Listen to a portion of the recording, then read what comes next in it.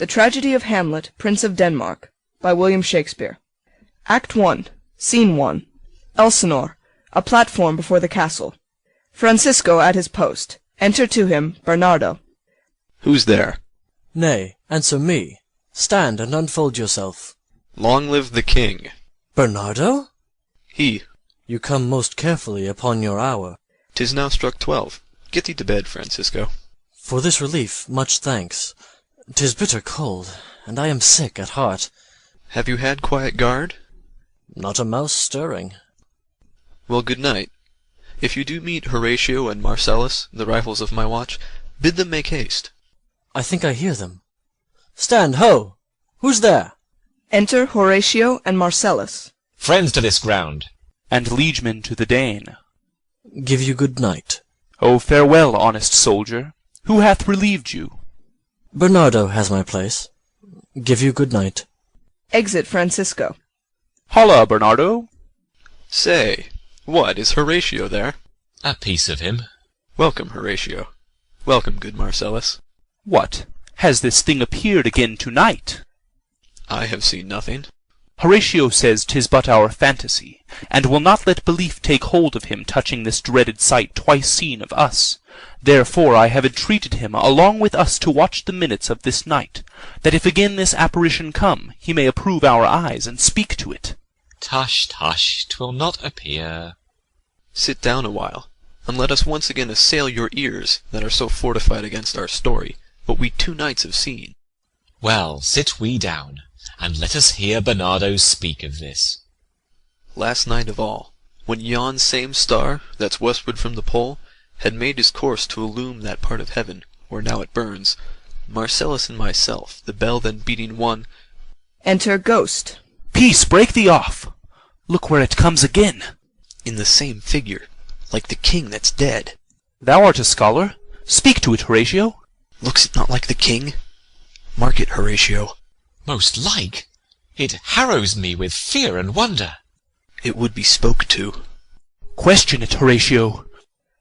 What art thou, that usurps this time of night together with that fair and warlike form in which the majesty of buried Denmark did sometimes march? By heaven, I charge thee, speak! It is offended. See, it stalks away. Stay! Speak! Speak! I charge thee, speak! Exit Ghost. 'Tis gone, and will not answer. How now, Horatio? You tremble and look pale. Is not this something more than fantasy? What think you on it? Before my God, I might not this believe without the sensible and true avouch of mine own eyes. Is it not like the king? As thou art to thyself.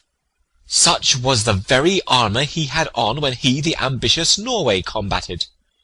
So frowned he once, when in an angry parle he smote the sledded Polacs on the ice. 'Tis strange. Thus twice before, and jump at this dead hour. With martial stock hath he gone by our watch. In what particular thought to work I know not, but in the gross and scope of my opinion, this bodes some strange eruption to our state. Good now, sit down and tell me, he that knows, why this same strict and most observant watch so nightly toils the subject of the land, and why such daily cast of brazen cannon, and foreign mart for implements of war, why such impressive shipwrights, whose sore task does not divide the Sunday from the week? What might be toward, that this sweaty haste doth make the night joint labourer with the day? Who is it that can inform me? That can I. At least, the whisper goes so. Our last king, whose image even but now appeared to us, was, as you know, by Fortinbras of Norway, thereto pricked on by our most emulate pride, dared to the combat, in which our valiant Hamlet, for so this side of the known world esteemed him, did slay this Fortinbras, who, by a sealed compact, well ratified by law and heraldry, did forfeit, with his life, all those his lands which he stood seized of to the conqueror. Against the which a moiety competent was gauged by our king, which had returned to the inheritance of Fortinbras had he been vanquisher, as, by the same covenant and carriage of the article designed, his fell to Hamlet. Now, sir, young Fortinbras, of unimproved metal, hot and full, have, in the skirts of Norway, here and there, sharked up a list of lawless resolutes, for food and diet to some enterprise that has a stomach in it, which is no other, as it doth well appear under our state, but to recover of us, by strong hand and terms compulsatory, those foresaid lands so by his father lost. And this, I take it, is the main motive of our preparations, the source of this our watch, and the chief head of this post-haste and roamage in the land. I think it be no other, but e'en so. Well may it sort that this portentous figure comes armed through our watch, so like the king that was and is the question of these wars. A mote it is to trouble the mind's eye. In the most high and palmy state of Rome, a little ere the mightiest Julius fell, the graves stood tenantless, and the sheeted dead did squeak and gibber in the Roman streets. As stars with trains of fire and dews of blood, disasters in the sun, and the moist star upon whose influence Neptune's empire stands was sick almost to doomsday with eclipse, and even the like precurse of fierce events, as harbingers preceding still the fates and prologue to the omen coming on, have heaven and earth together demonstrated unto our climatures and countrymen. But soft, behold! Lo, where it comes again! Re-enter Ghost. I'll cross it, though it blast me. Stay, illusion! If thou hast any sound or use of voice, speak to me. If there be any good thing to be done that may to thee do ease and grace to me, speak to me. Cock crows. If thou art privy to thy country's fate, which happily foreknowing may avoid, oh, speak. Or if thou hast uphoarded in thy life extorted treasure in the womb of earth, for which, they say, you spirits oft walk in death, speak of it. Stay and speak. Stop it, Marcellus. Shall I strike at it with my partisan? Do, if it will not stand. 'Tis here. 'Tis here. 'Tis gone. Exit Ghost. We do it wrong, being so majestical, to offer it the show of violence, for it is, as the air, invulnerable, and our vain blows malicious mockery. It was about to speak when the cock crew, And then it started, like a guilty thing upon a fearful summons. I have heard the cock, that is the trumpet to the morn, doth, with his lofty and shrill-sounding throat, awake the god of day. And at his warning, whether in sea or fire, in earth or air, the extravagant and erring spirit hies to his confine. And of the truth herein, this present object made probation. It faded on the crowing of the cock. Some say that ever 'gainst that season comes wherein our Saviour's birth is celebrated, the bird of dawning singeth all night long, and then, they say, no spirit dare stir abroad. The nights are wholesome. Then no planet strike, no fairy takes, nor witch hath power to charm, so hallowed and so gracious is that time. So I have heard, and do in part believe it. But look, the morn, in russet mantle clad, walks o'er the dew of yon high eastward hill. Break we our watch up, and by my advice, let us impart what we have seen to-night unto young Hamlet. For upon my life, this spirit, dumb to us, will speak to him. Do you consent we shall acquaint him with it, as needful in our loves, fitting our duty? Let's do it, I pray, and I this morning know where we shall find him most conveniently. Exeunt. Scene 2. A room of state in the castle. Enter King Claudius, Queen Gertrude, Hamlet, Polonius, Laertes, Voltimand, Cornelius, lords, and attendants. Though yet of Hamlet, our dear brother's death, the memory be green, and that it us be fitted to bear our hearts in grief, and our whole kingdom to be contracted in one brow of woe, yet so far hath discretion fought with nature, that we with wisest sorrow think on him, together with remembrance of ourselves. Therefore our sometime sister, now our queen, the imperial jointress to this warlike state, have we, as 'twere with a defeated joy, with an auspicious and a dropping eye, with mirth and funeral and with dirge and marriage, in equal scale, weighing delight and dole, taken to wife. Nor have we herein barred your better wisdoms, which have freely gone with this affair along. For all, our thanks.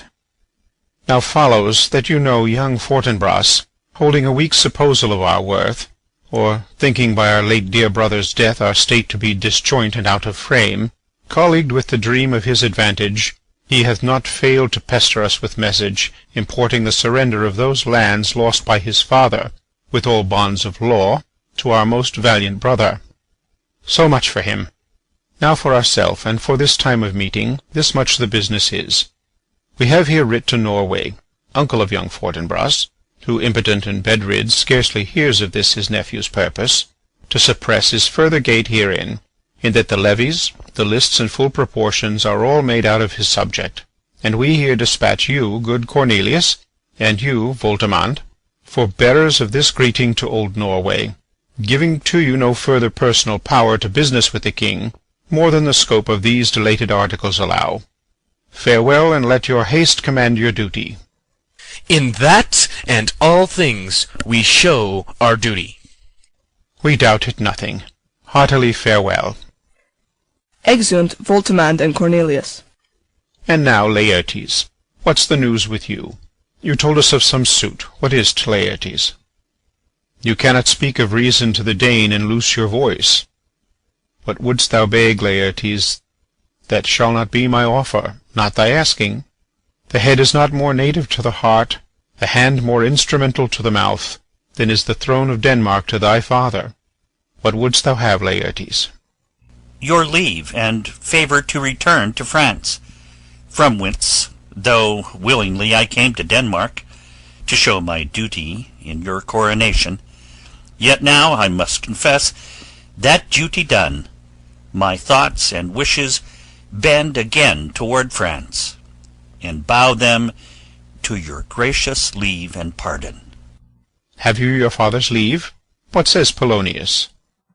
He hath, my lord, wrung from me my slow leave by laboursome petition, and at last upon his will I sealed my hard consent. I do beseech you give him leave to go. Take thy fair hour, Laertes, time be thine, and thy best graces spended at thy will. But now, my cousin Hamlet, and my son. Aside. A little more than kin, and less than kind.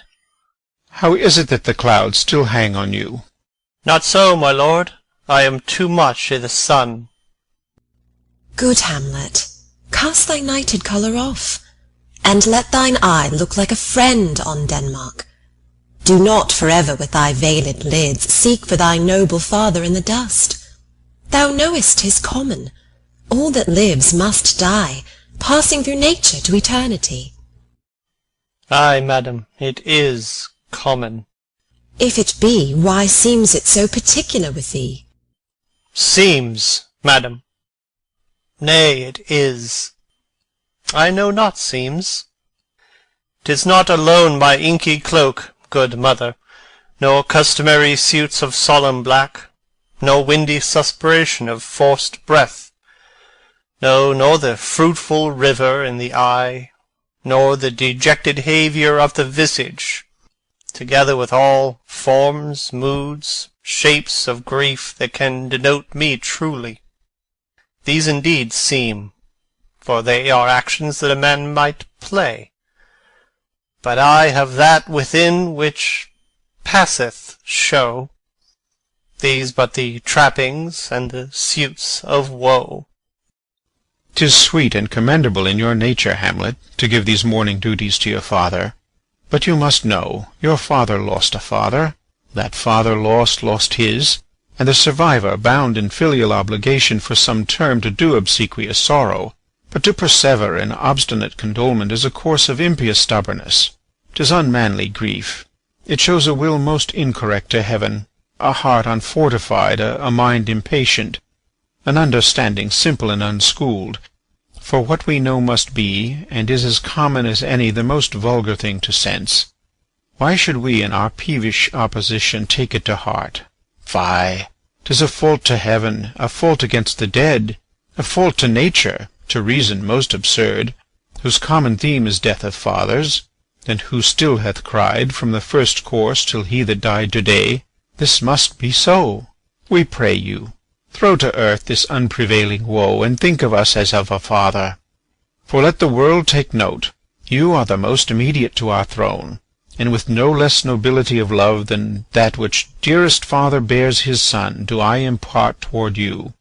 For your intent in going back to school in Wittenberg, it is most retrograde to our desire, and we beseech you, bend you to remain here, in the cheer and comfort of our eye, our chiefest courtier, cousin, and our son.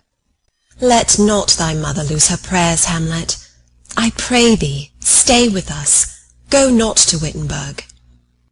I shall in all my best obey you, madam. Why, 'tis a loving and a fair reply. Be as ourself in Denmark. Madam, come. This gentle and unforced accord of Hamlet sits smiling to my heart, in grace whereof no jocund health that Denmark drinks to-day, but the great cannon to the clouds shall tell, and the kings rouse the heavens all bruit again, re-speaking earthly thunder. Come, away. Exeunt all but Hamlet. Oh, that this too solid flesh would melt, thaw, and resolve itself into a dew! Or that the everlasting had not fixed his cannon 'gainst self-slaughter! Oh, God, God! How weary, stale, flat, and unprofitable seem to me all the uses of this world! Fie on't! Oh, fie! 'Tis an unweeded garden that grows to seed. Things rank and gross in nature possess it merely.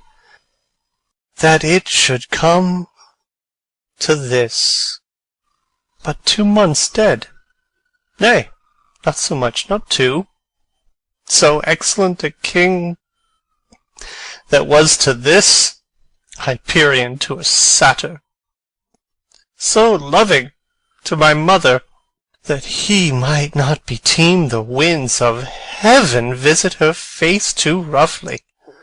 Oh, heaven and earth must I remember. Why, she would hang on him as if increase of appetite had grown by what it fed on, and yet within a month.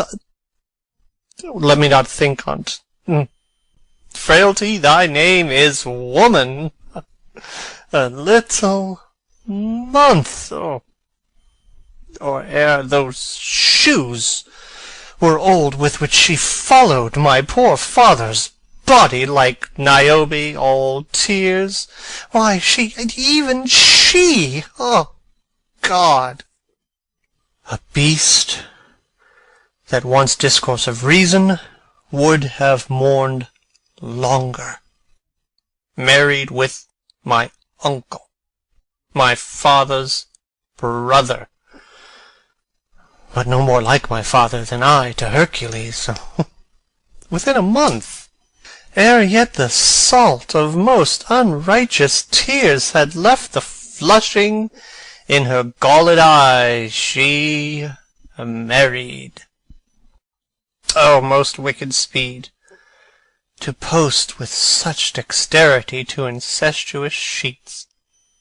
It is not, nor it cannot come to good. But break my heart, for I must hold my tongue.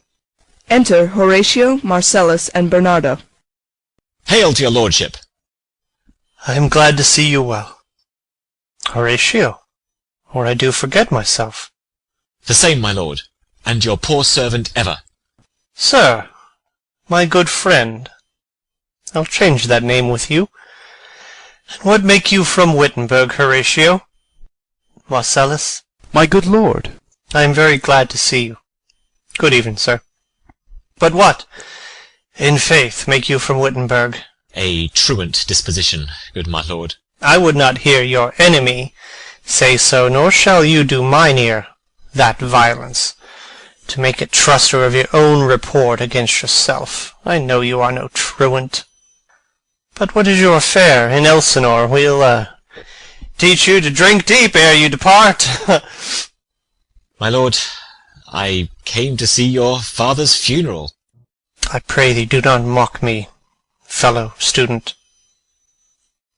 I think it was to see my mother's wedding.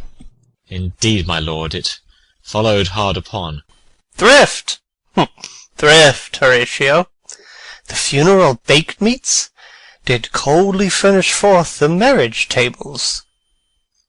Would I had met my dearest foe in heaven, or ere I'd seen that day, Horatio. My father. Methinks I see my father. Where, my lord? In my mind's eye, Horatio. I saw him once. He was a goodly king. He was a man. Take him for all in all. I shall not look upon his like again. My lord, I think I saw him yesternight. Saw who? My lord, the king your father. The king my father. Season your admiration for a while with an attent ear, till I may deliver, upon the witness of these gentlemen, this marvel to you. For God's love, let me hear. 2 nights together had these gentlemen, Marcellus and Bernardo, on their watch in the dead vast and middle of the night, been thus encountered. A figure, like your father, armed at point exactly cap a pay, appears before them, and with solemn march goes slow and stately by them. Thrice he walked by their oppressed and fear-surprised eyes within his truncheon's length, whilst they, distilled almost to jelly with the act of fear, stand dumb and speak not to him. This, to me, in dreadful secrecy impart they did, and I, with them, the 3rd night kept the watch, where, as they had delivered, both in time, form of the thing, each word made true and good, the apparition comes. I knew your father. These hands are not more like. But where was this? My lord, upon the platform where we watched. Did you not speak to it? My lord, I did, but answer made it none. Yet once, methought, it lifted up its head, and did address itself to motion, like as it would speak, but even then the morning cock crew loud, and at the sound it shrunk in haste away, and vanished from our sight. 'Tis very strange. As I do live, my honoured lord, 'tis true, and we did think it writ down in our duty to let you know of it. Indeed, sirs, but this troubles me. Hold you the watch tonight? We do, my lord. Armed, say you? Armed, my lord. From top to toe? My lord, from head to foot. Then saw you not his face? Oh yes, my lord, he wore his beaver up. What? Looked he frowningly? A countenance more in sorrow than in anger. Pale or red? Nay, very pale. And fixed his eyes upon you? Most constantly. How would I had been there? It would have much amazed you. Very like, very like. Stayed it long? While one with moderate haste might tell 100. Longer. Not when I saw it. His beard was grizzled, no? It was as I have seen it in his life, a sable silvered. I will watch tonight. Perchance 'twill walk again. I warrant it will.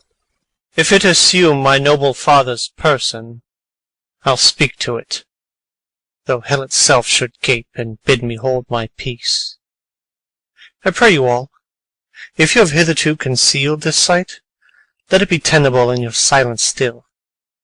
And whatsoever else shall hap to-night, give it an understanding, but no tongue. I will requite your loves. So fare you well. Upon the platform, 'twixt 11 and 12, I'll visit you. Our duty to your honour. Your loves, as mine to you. Farewell. Exeunt all but Hamlet. My father's spirit, in arms, all is not well. I doubt some foul play. Oh, would the night were come! Till then, sit still, my soul.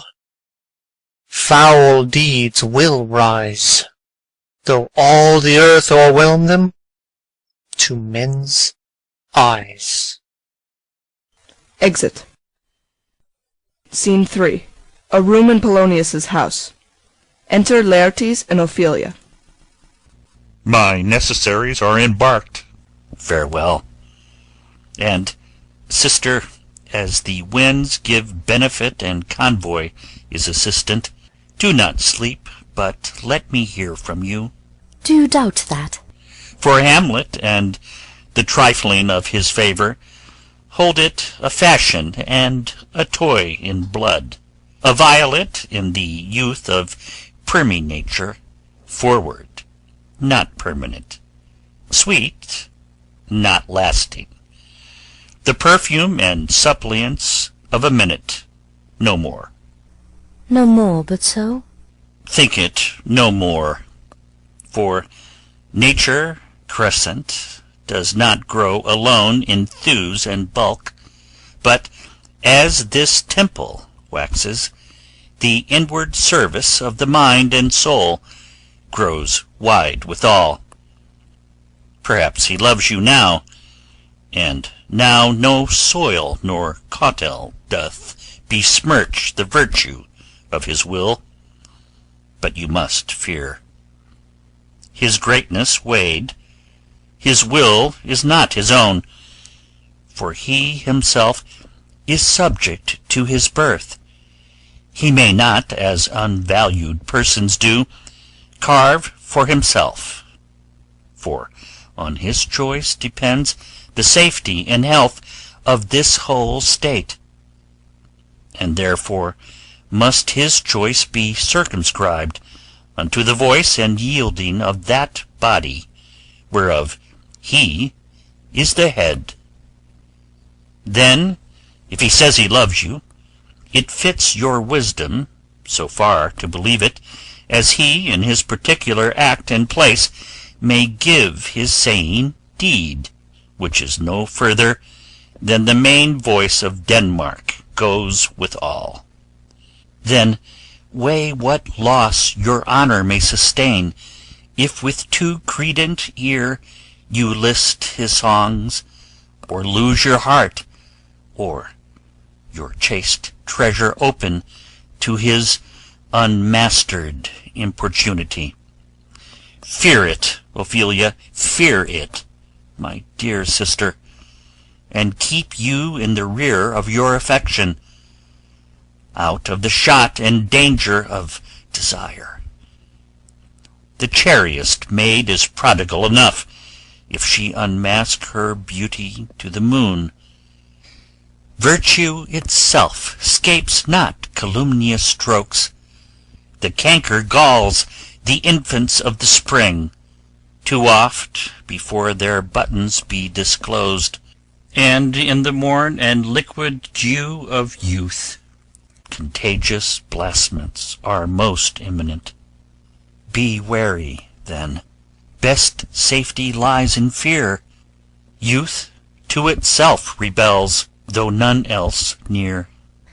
I shall the effect of this good lesson keep as watchman to my heart. But, good my brother, do not, as some ungracious pastors do, show me the steep and thorny way to heaven, whilst, like a puffed and reckless libertine, himself the primrose path of dalliance treads, and recks not his own reed. Oh, fear me not. I stay too long. But here my father comes. Enter Polonius. A double blessing is a double grace. Occasion smiles upon a second leave. Yet here, Laertes? Aboard for shame! The wind sits in the shoulder of your sail, and you are stayed for.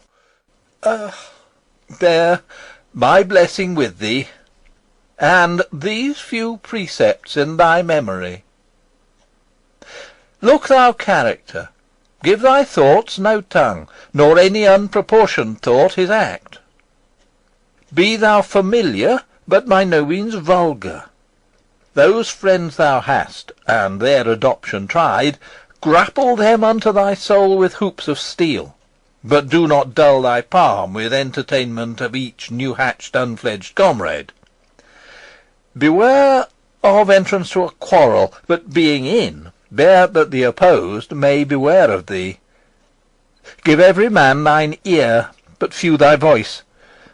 Take each man's censure, but reserve thy judgment.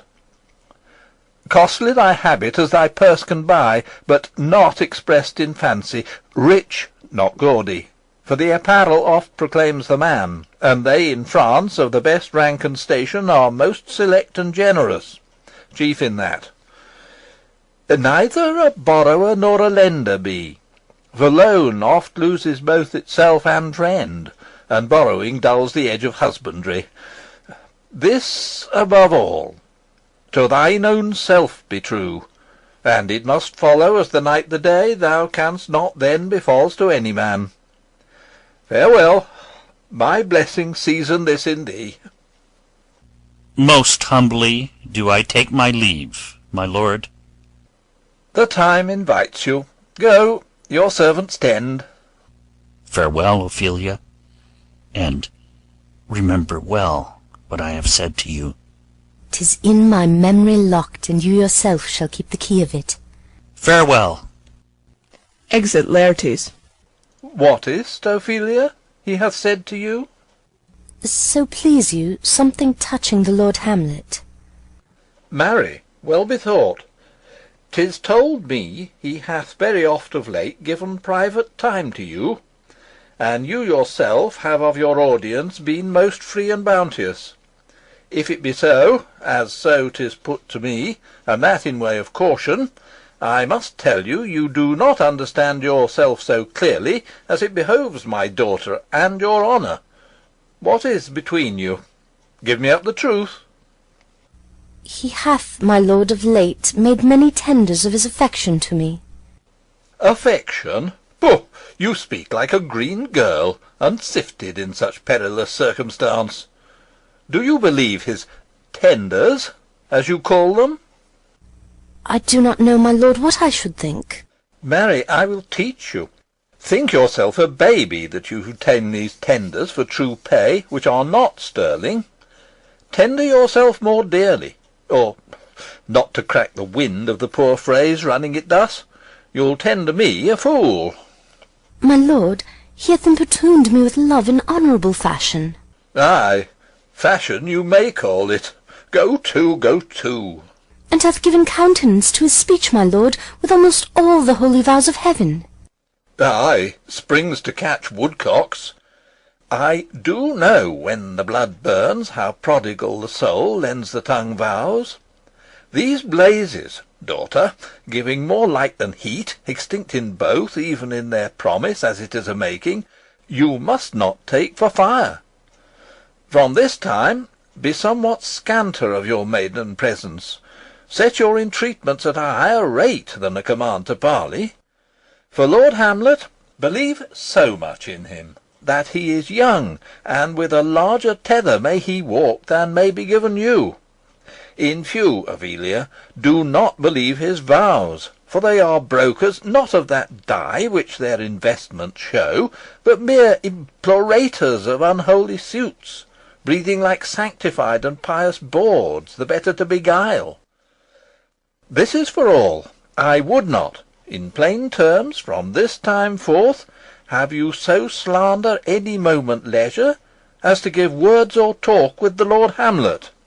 Look to it, I charge you. Come your ways. I shall obey, my lord.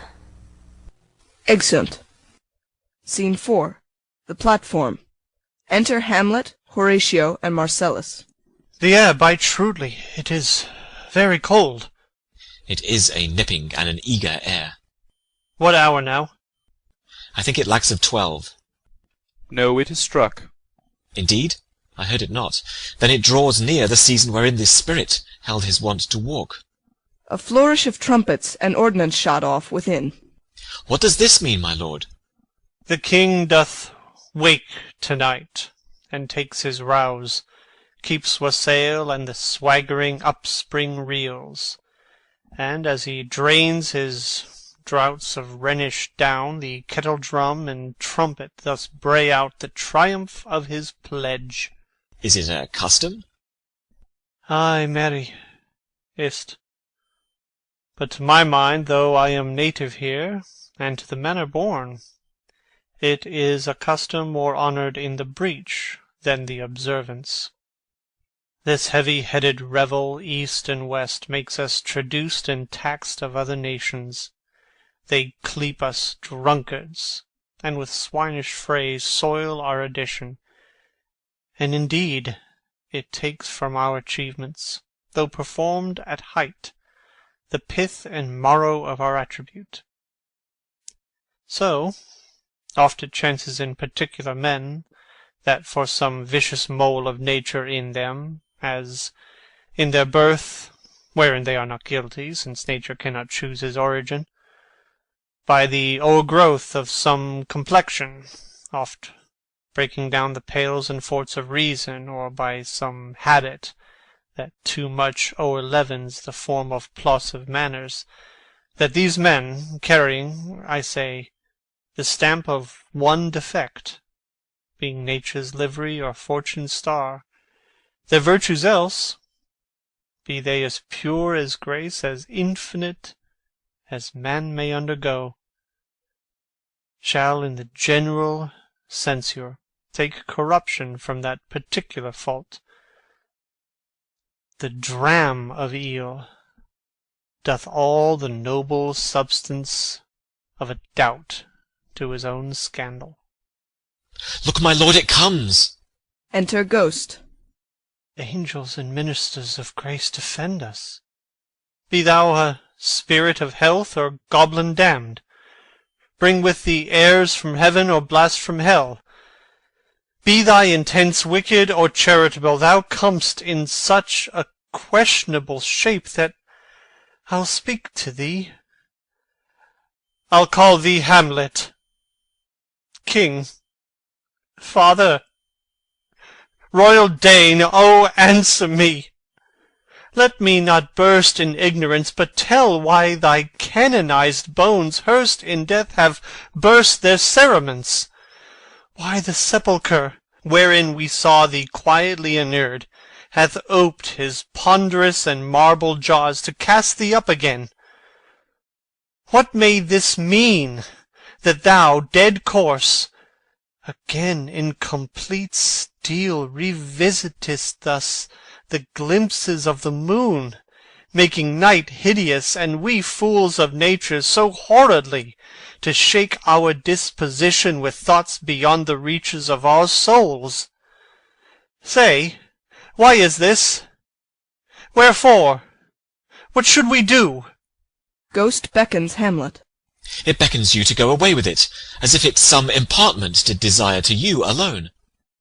Look, with what courteous action it waves you to a more removed ground. But do not go with it. No, by no means. It will not speak. Then I will follow it. Do not, my lord. Why? What should be the fear? I do not set my life in a pin's fee. And for my soul, what can it do to that, being a thing immortal as itself? It waves me forth again. I'll follow it. What if it tempt you toward the flood, my lord, or to the dreadful summit of the cliff that beetles o'er his base into the sea, and there assume some other horrible form, which might deprive your sovereignty of reason, and draw you into madness? Think of it! The very place puts toys of desperation, without more motive, into every brain that looks so many fathoms to the sea, and hears it roar beneath. It waves me still. Go on, I'll follow thee. You shall not go, my lord. Hold off your hands. Be ruled, you shall not go. My fate cries out, and makes each petty artery in this body as hardy as a Nemean lion's nerve. Still am I called. Unhand me, gentlemen. By heaven, I'll make a ghost of him that lets me. I say, away! Go on. I'll follow thee. Exeunt Ghost and Hamlet. He waxes desperate with imagination. Let's follow. 'Tis not fit thus to obey him. Have after. To what issue will this come? Something is rotten in the state of Denmark. Heaven will direct it. Nay, let's follow him. Exeunt. Scene 5. Another part of the platform. Enter Ghost and Hamlet. Where wilt thou lead me? Speak. I'll go no further. Mark me. I will. My hour is almost come, when I to sulphurous and tormenting flames must render up myself. Alas, poor ghost! Pity me not, but lend thy serious hearing to what I shall unfold. Speak. I am bound to hear. So art thou to revenge when thou shalt hear. What? I am thy father's spirit, doomed for a certain term to walk the night, and for the day confined to waste and fires, so the foul crimes done in my days of nature are burnt and purged away. But that I am forbid to tell the secrets of my prison house, I could a tale unfold whose lightest word would harrow up thy soul, freeze thy young blood, make thy two eyes like stars start from their spheres, thy knotted and combined locks depart, and each particular hair to stand on end like quills upon the fretful porcupine. But this eternal blazon must not be to ears of flesh and blood. List, list, oh list, if thou didst ever thy dear father love. Oh, God! Revenge his foul and most unnatural murder. Murder. Murder most foul as in the best it is, but this most foul, strange, and unnatural. Haste me to note that I, with wings as swift as meditation or the thoughts of love, may sweep to my revenge. I find thee apt, and duller shouldst thou be than the fat weed that roots itself in ease on Lethe wharf, would thou not stir in this. Now, Hamlet, hear. 'Tis given out that sleeping in mine orchard a serpent stung me, so the whole ear of Denmark is by a forged process of my death rankly abused. But know, thou noble youth, the serpent that did sting thy father's life now wears his crown. Oh, my prophetic soul, my uncle. Aye, that incestuous, that adulterate beast, with witchcraft of his wit, with traitorous gifts, O wicked wit and gifts that have the power so to seduce, won to his shameful lust the will of my most seeming virtuous queen. O Hamlet, what a falling off was there! From me, whose love was of that dignity that it went hand in hand even with the vow I made to her in marriage, and to decline upon a wretch whose natural gifts were poor to those of mine. But virtue, as it never will be moved, though lewdness courted in a shape of heaven, so lust, though to a radiant angel linked, will sate itself in a celestial bed and prey on garbage. But soft, methinks I scent the morning air. Brief let me be. Sleeping within mine orchard, my custom always in the afternoon. Upon my secure hour thy uncle stole, with juice or cursed heaven in a vial, and in the porches of mine ears did pour the leprous distilment, whose effect holds such an enmity with blood of man that, swift as quicksilver, it courses through the natural gates and alleys of the body, and with a sudden vigor it doth posset and curd, like eager droppings into milk the thin and wholesome blood, so did it mine, and a most instant tetter barked about, most Lazar-like with vile and loathsome crust all my smooth body. Thus was I sleeping, by a brother's hand, of life, of crown, of queen, at once dispatched, cut off even in the blossoms of my sin, unhouselled, disappointed, unannaled, no reckoning made, but sent to my account with all my imperfections on my head. Oh, horrible! Oh, horrible, most horrible! If thou hast nature in thee, bear it not. Let not the royal bed of Denmark be a couch for luxury and damned incest. But howsoever thou pursuest this act, taint not thy mind, nor let thy soul contrive against thy mother aught. Leave her to heaven, and to those thorns that in her bosom lodge, to prick and sting her. Fare thee well at once, the glowworm shows the matin to be near, and gins to pale his ineffectual fire. Adieu, adieu, Hamlet, remember me. Exit Ghost. Oh, all you host of heaven!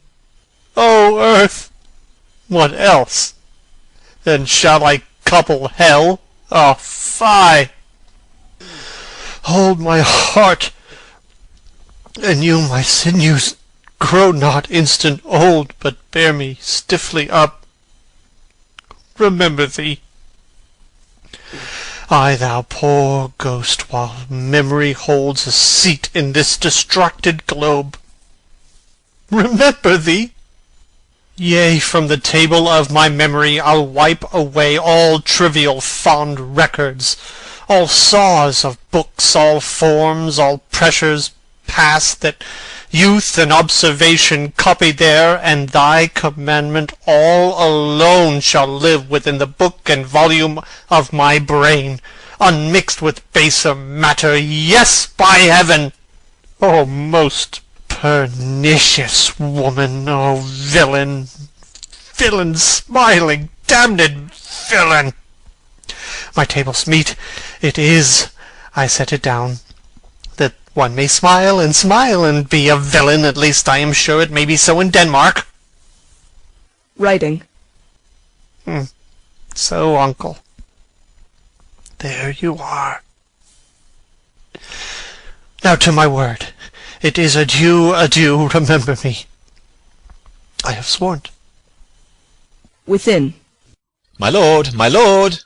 Lord Hamlet! Heaven secure him! So be it. Within. Hello! Ho, ho, ho, my lord! Hillo, ho, ho, boy! Come, bird, come! Enter Horatio and Marcellus. How is it, my noble lord? What news, my lord? Oh, wonderful! Good my lord, tell it! No, you'll reveal it. Not I, my lord, by heaven! Nor I, my lord. How say you, then? Would heart of man once think it? But you'll be secret? Aye, by heaven, my lord! There's ne'er a villain dwelling in all Denmark, but he's an errant knave. There needs no ghost, my lord, come from the grave to tell us this. Why, right. You are the right. And so, without more circumstance at all, I hold it fit that we shake hands and part. You, as your business and desire shall point you, for every man has business and desire such as it is, and for mine own poor part, look you, I'll go pray. These are but wild and whirling words, my lord. I'm sorry if they offend you. Heartily. Yes, faith, heartily. There's no offence, my lord. Yes, by St. Patrick, but there is, Horatio, and much offence too. Touching this vision here, it is an honest ghost, that let me tell you, for your desire to know what is between us, o'ermaster it as you may. And now, good friends, as you are friends, scholars, and soldiers, give me one poor request. What is't, my lord? We will. Never make known what you have seen tonight. My lord, we will not. Nay, but swear't. In faith, my lord, not I. Nor I, my lord, in faith. Upon my sword. We have sworn, my lord, already. Indeed? Upon my sword, indeed. Beneath. Ah, boy, say'st thou so? Art thou there, true penny? Come on, you hear this fellow in the cellarage consent to swear. Propose the oath, my lord. Never to speak of this that you have seen. Swear by my sword. Beneath. Ah, hic et ubique, eh? Then we'll shift our ground. Come hither, gentlemen, and lay your hands again upon my sword. Never to speak of this that you have heard. Swear by my sword. Beneath. Well said, old mole. Canst work of the earth so fast, worthy pioneer. Once more remove, good friends. Oh, day and night, but this is wondrous strange. And therefore, as a stranger, give it welcome. There are more things in heaven and earth, Horatio, than are dreamt of in your philosophy. But come, here, as before, never, so help you mercy, how strange or odd soe'er I bear myself, as I perchance hereafter shall think meet to put an antic disposition on, that you, at such times seeing me, never shall, with arms encumbered thus, or this head shake, or by pronouncing of some doubtful phrase, as well we know, or we could, and if we would, or if we list to speak, or there be, and if they might, or such ambiguous giving out note, that you know aught of me, this not to do, so grace and mercy at your most need help you, Swear. Beneath. Swear. Rest, rest, perturbed spirit. They swear. So, gentlemen, with all my love I do commend me to you. And what so poor a man as Hamlet is may do, to express his love and friending to you, God willing, shall not lack.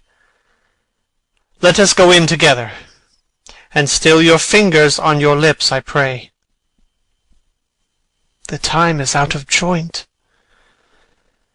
Oh, cursed spite, that ever I was born to set it right. Nay, come, let's go together. Exeunt. Act 2, Scene 1. A room in Polonius's house. Enter Polonius and Reynaldo. Give him this money and these notes, Reynaldo. I will, my lord. You shall do marvels wisely, good Reynaldo, before you visit him, to make inquire of his behaviour. My lord, I did intend it. Marry, well said, very well said.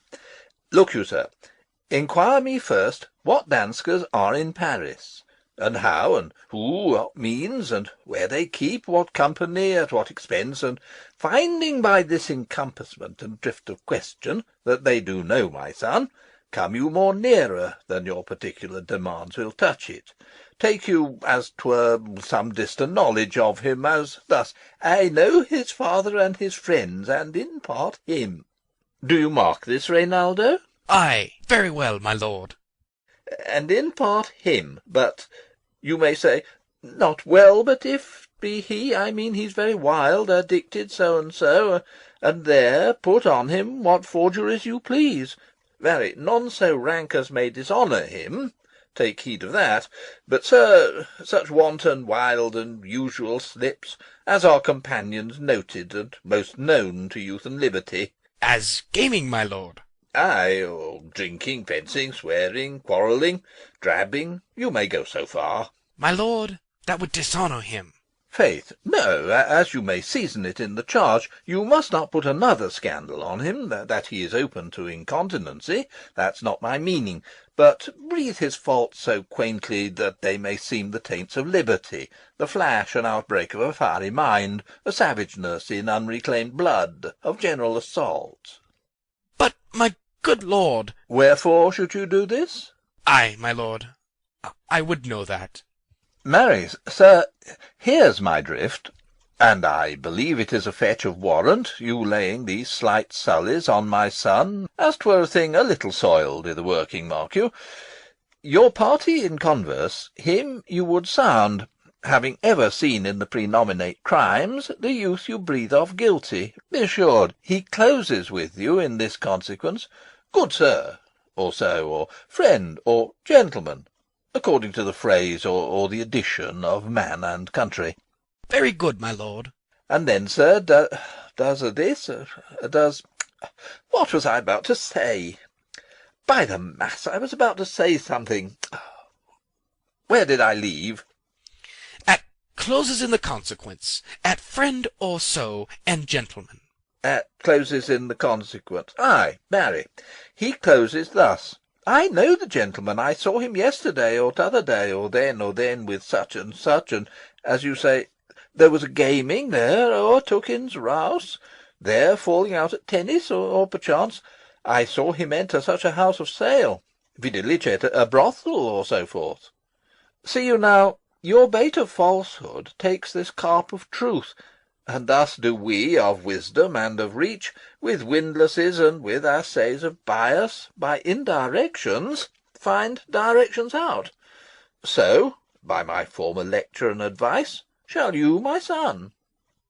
You have me, have you not? My lord, I have. God be with ye. Fare ye well. Good, my lord. Observe his inclination in yourself. I shall, my lord. And let him ply his music. Well, my lord. Farewell. Exit Rinaldo. Enter Ophelia. How now, Ophelia? What's the matter? Oh, my lord, I have been so affrighted. With what, in the name of God?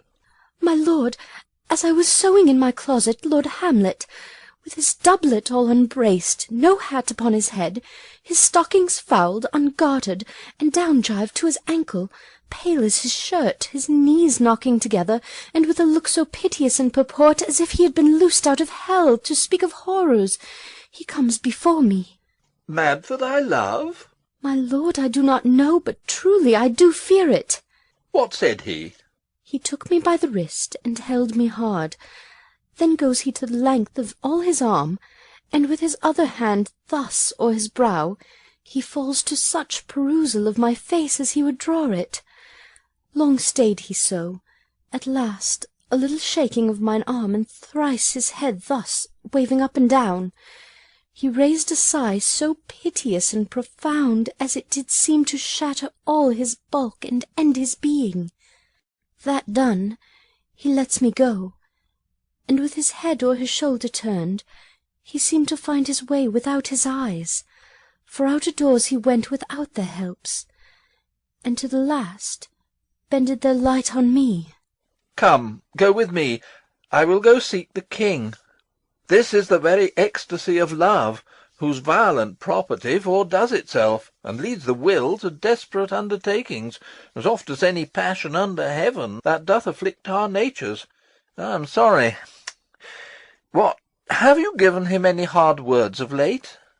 No, my good lord, but as you did command, I did repel his fetters and denied his access to me. That hath made him mad. I am sorry that with better heed and judgment I had not quoted him.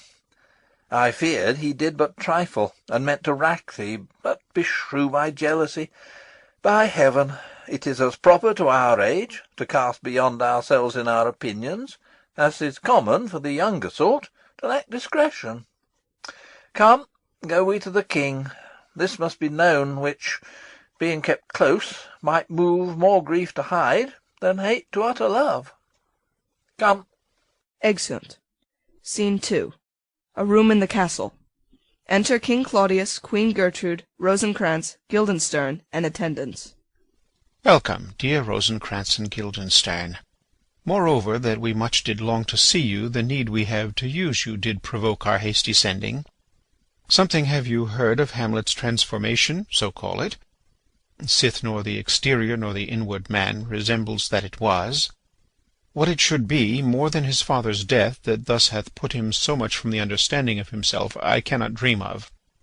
I entreat you both, that being of so young days brought up with him, and sith so neighboured to his youth and haviour, that you vouchsafe your rest here in our court some little time, so by your companies to draw him on to pleasures, and to gather, so much as from occasion you may glean, whether aught, to us unknown, afflicts him thus, that opened lies within our remedy. Good gentlemen, he hath much talked of you, and sure I am 2 men there are not living to whom he more adheres. If it will please you to show us so much gentry and goodwill as to expend your time with us a while, for the supply and profit of our hope, your visitation shall receive such thanks as befits a king's remembrance. Both your majesties might, by the sovereign power you have of us, put your dread pleasures more into command than to entreaty. We both obey, and here give up ourselves in the full bent to lay our service freely at your feet, to be commanded. Thanks, Rosencrantz, and gentle Guildenstern. Thanks, Guildenstern and gentle Rosencrantz, and I beseech you instantly to visit my too much changed son. Go some of you, and bring these gentlemen where Hamlet is. Heavens make our presence and our practices pleasant and helpful to him. Aye, amen. Exeunt Rosencrantz, Guildenstern, and some attendants. Enter Polonius. The ambassadors from Norway, my good lord, are joyfully returned. Thou still hast been the father of good news. Have I, my lord? Assure you, my good liege, I hold my duty as I hold my soul, both to my God and to my gracious king. And I do think, or else this brain of mine hunts not the trail of policy so sure as it hath used to do, that I have found the very cause of Hamlet's lunacy. Oh, speak of that. That do I long to hear. Give first admittance to the ambassadors. My news shall be the fruit to that great feast. Thyself do grace to them, and bring them in. Exit Polonius. He tells me, my dear Gertrude, he hath found the head and source of all your son's distemper. I doubt it is no other but the main, his father's death, and our o'er hasty marriage. Well, we shall sift him. Re-enter Polonius, with Voltimand and Cornelius. Welcome, my good friends. Say, Voltimand, what from our brother Norway? Most fair return of greetings and desires.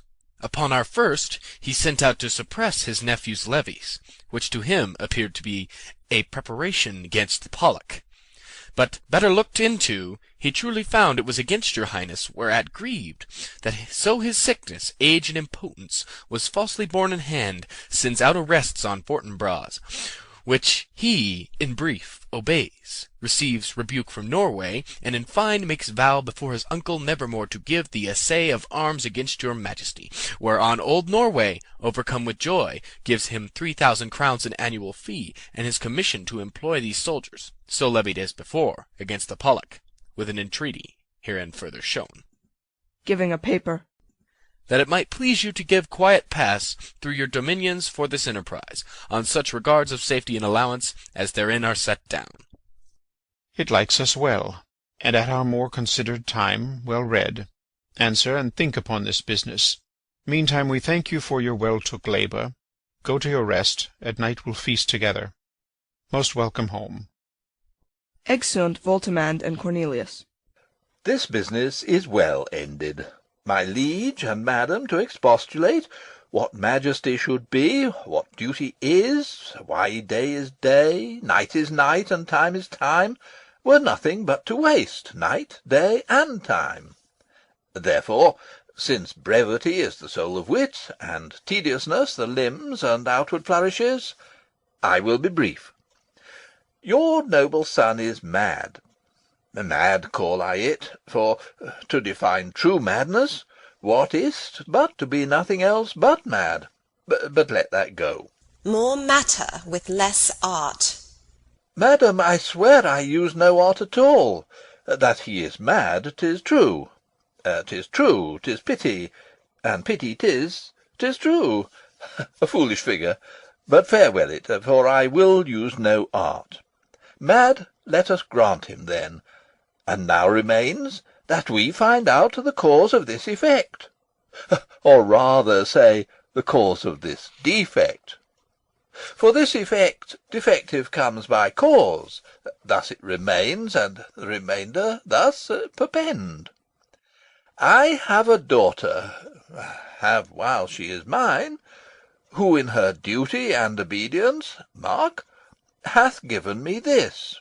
Now gather and surmise. Reads. To the celestial and my soul's idol, the most beautified Ophelia. That's an ill phrase, a vile phrase.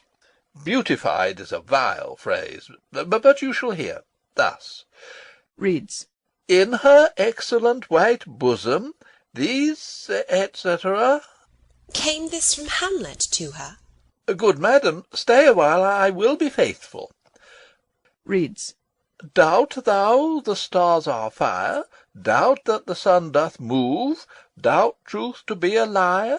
But never doubt I love. O dear Ophelia, I am ill at these numbers.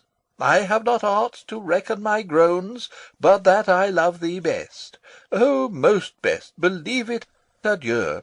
Thine evermore, most dear lady, while this machine is to him Hamlet. This in obedience hath my daughter shown me, and more above hath his solicitings, as they fell out by time, by means, and place, all given to mine ear. But how hath she received his love?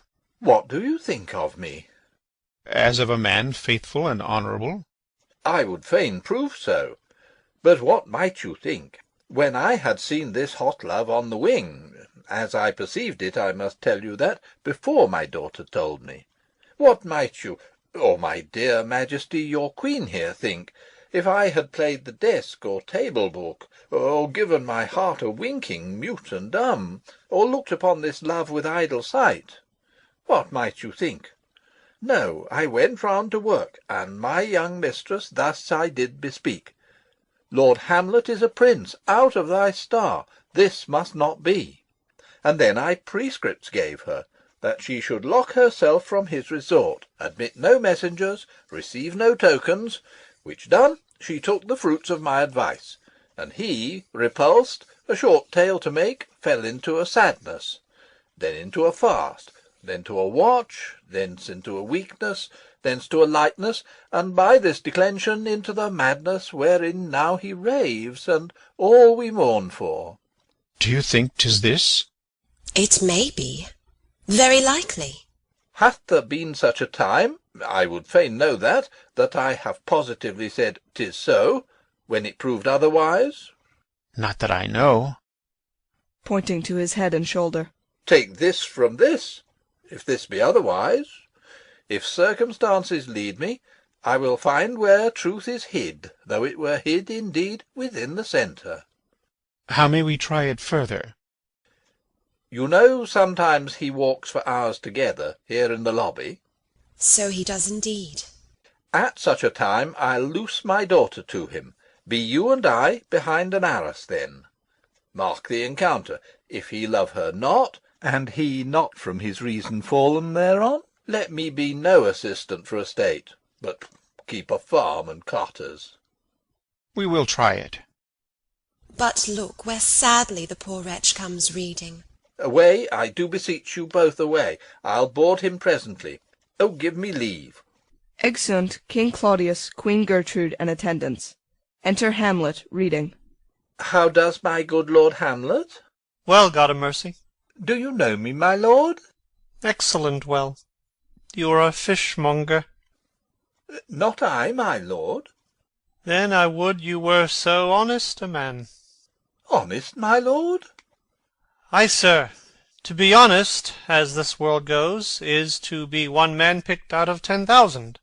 That's very true, my lord. For if the sun breed maggots in a dead dog, being a god-kissing carrion, have you a daughter? I have, my lord. Let her not walk in the sun. Conception is a blessing, but not as your daughter may conceive. Friend, look to't. Aside. How say you by that? Still harping on my daughter. Yet he knew me not at first. He said I was a fishmonger. He is far gone, and truly in my youth I suffered much extremity for love. Very near this. I'll speak to him again. What do you read, my lord? Words. What is the matter, my lord? Between who? I mean the matter that you read, my lord. Slanders, sir. For the satirical rogue says here that old men have grey beards, that their faces are wrinkled, their eyes purging thick amber and plum-tree gum, and that they have a plentiful lack of wit, together with most weak hams, all which, sir, though I most powerfully and potently believe, yet I hold it not honesty to have it thus set down, for yourself, sir, should be as old as I am, if like a crab you could go backward. Though this be madness, yet there's a method in it. Will you walk out of the air, my lord? Into my grave. Indeed, that is out the air. Aside.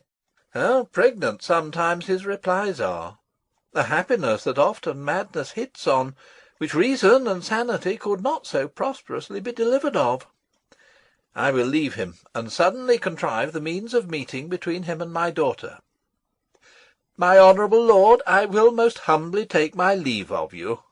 You cannot so take from me anything that I will more willingly part withal. Except my life. Except my life. Except my life. Fare you well, my lord. These tedious old fools. Enter Rosencrantz and Guildenstern. You go to see the Lord Hamlet? There he is. To Polonius. God save you, sir. Exit Polonius. My honoured lord. My most dear lord. My excellent good friends. How dost thou, Guildenstern? Ah, Rosencrantz! Good lads, how do you both? As the indifferent children of the earth. Happy in that we are not over-happy. On Fortune's cap we are not the very button. Nor the soles of her shoe? Neither, my lord. Then you live about her waist, or in the middle of her favours? Faith, her privates we. In the secret parts of Fortune. Oh, most true, she is a strumpet. What's the news? None, my lord, but that the world's grown honest. Then is doomsday near. But your news is not true. Let me question you more in particular. What have you, my good friends, deserved at the hands of Fortune, that she sends you to prison hither? Prison, my lord? Denmark's a prison. Then is the world one. A goodly one, in which there are many confines, wards, and dungeons, Denmark being one of the worst. We think not so, my lord.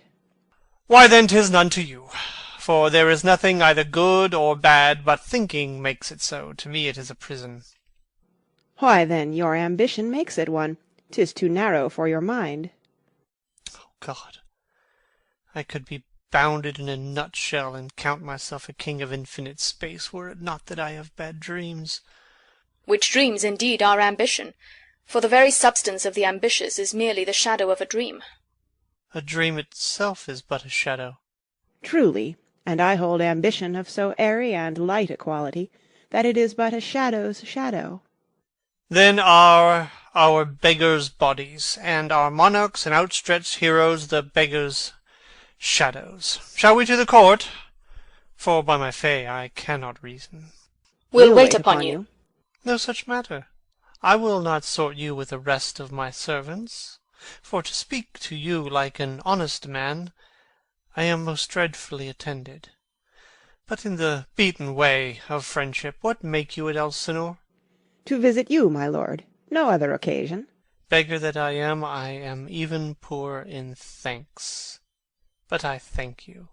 And sure, dear friends, my thanks are too dear a halfpenny, were you not sent for. Is it your own inclining? Is it a free visitation?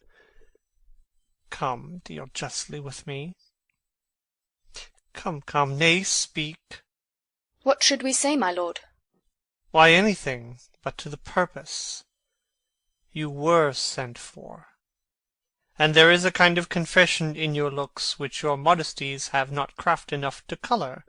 I know the good king and queen have sent for you. To what end, my lord? That you must teach me.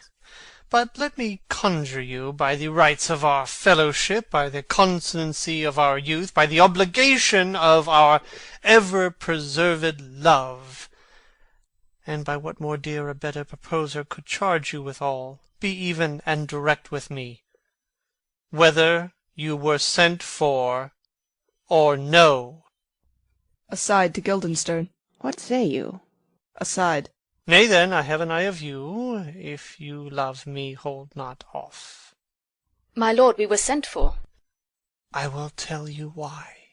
So shall my anticipation prevent your discovery, and your secrecy to the king and queen moult no feather. I have of late, but wherefore I know not, lost all my mirth, foregone all custom of exercises, and indeed it goes so heavily with my disposition that this goodly frame, the earth, seems to me a sterile promontory. This most excellent canopy, the air. Look you, this brave o'erhanging firmament, this majestical roof fretted with gold and fire, why, it appears no other thing to me than a foul and pestilent congregation of vapours. What a piece of work is man! How noble in reason, how infinite in faculty and form and moving, how express and admirable in action, how like an angel, in apprehension, how like a god. The beauty of the world, the paragon of animals, And yet, to me, what is this quintessence of dust? Man delights not me. No, nor woman neither, though by your smiling you seem to say so. My lord, there was no such stuff in my thoughts. Why did you laugh then, when I said, man delights not me? To think, my lord, if you delight not in man, what Lenten entertainment the players shall receive from you. We coted them on the way, and hither they are coming to offer you service. He that plays the king shall be welcome. His majesty shall have tribute of me. The adventurous knight shall use his foil and target, the lover shall not sigh gratis. The humorous man shall end his part in peace, the clown shall make those laugh whose lungs are tickled o'er the sere, and the lady shall say her mind freely, or the blank verse shall heart for it. What players are they? Even those you were wont to take delight in, the tragedians of the city. How chances it they travel? Their residence, both in reputation and profit, was better both ways. I think their inhibition comes by the means of the late innovation. Do they hold the same estimation they did when I was in the city? Are they so followed? No, indeed, they are not. How comes it? Do they grow rusty? Nay, their endeavour keeps in the wonted pace, but there is, sir, an aery of children, little Iasses, that cry out on the top of question, and are most tyrannically clapped for it. These are now the fashion, and so berettle the common stages, so they call them, that many wearing rapiers are afraid of goose-quills, and dare scarce come thither. What, are they children? Who maintains them? How are they escorted? Will they pursue the quality no longer than they can sing? Will they not say afterwards, if they should grow themselves to common players, as it is most like, if their means are no better, their writers do them wrong to make them exclaim against their own succession? Faith, there has been much to do on both sides, and the nation holds it in no sin to tar them to controversy. There was, for a while, no money bid for argument, unless the poet and the player went to cuffs in the question. Is it possible?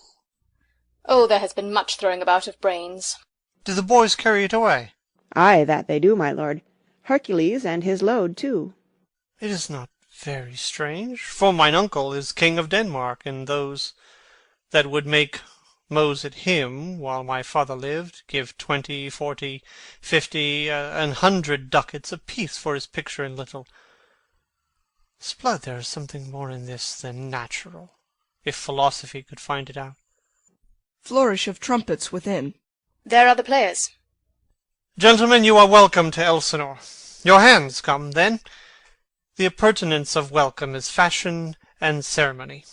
Let me comply with you in this garb, lest my extent to the players, which I tell you must show fairly outward, should appear more like entertainment than yours. You are welcome, but my uncle, father, and aunt, mother, are deceived. In what, my dear lord? I am but mad north-northwest, when the wind is southerly. I know a hawk from a handsaw.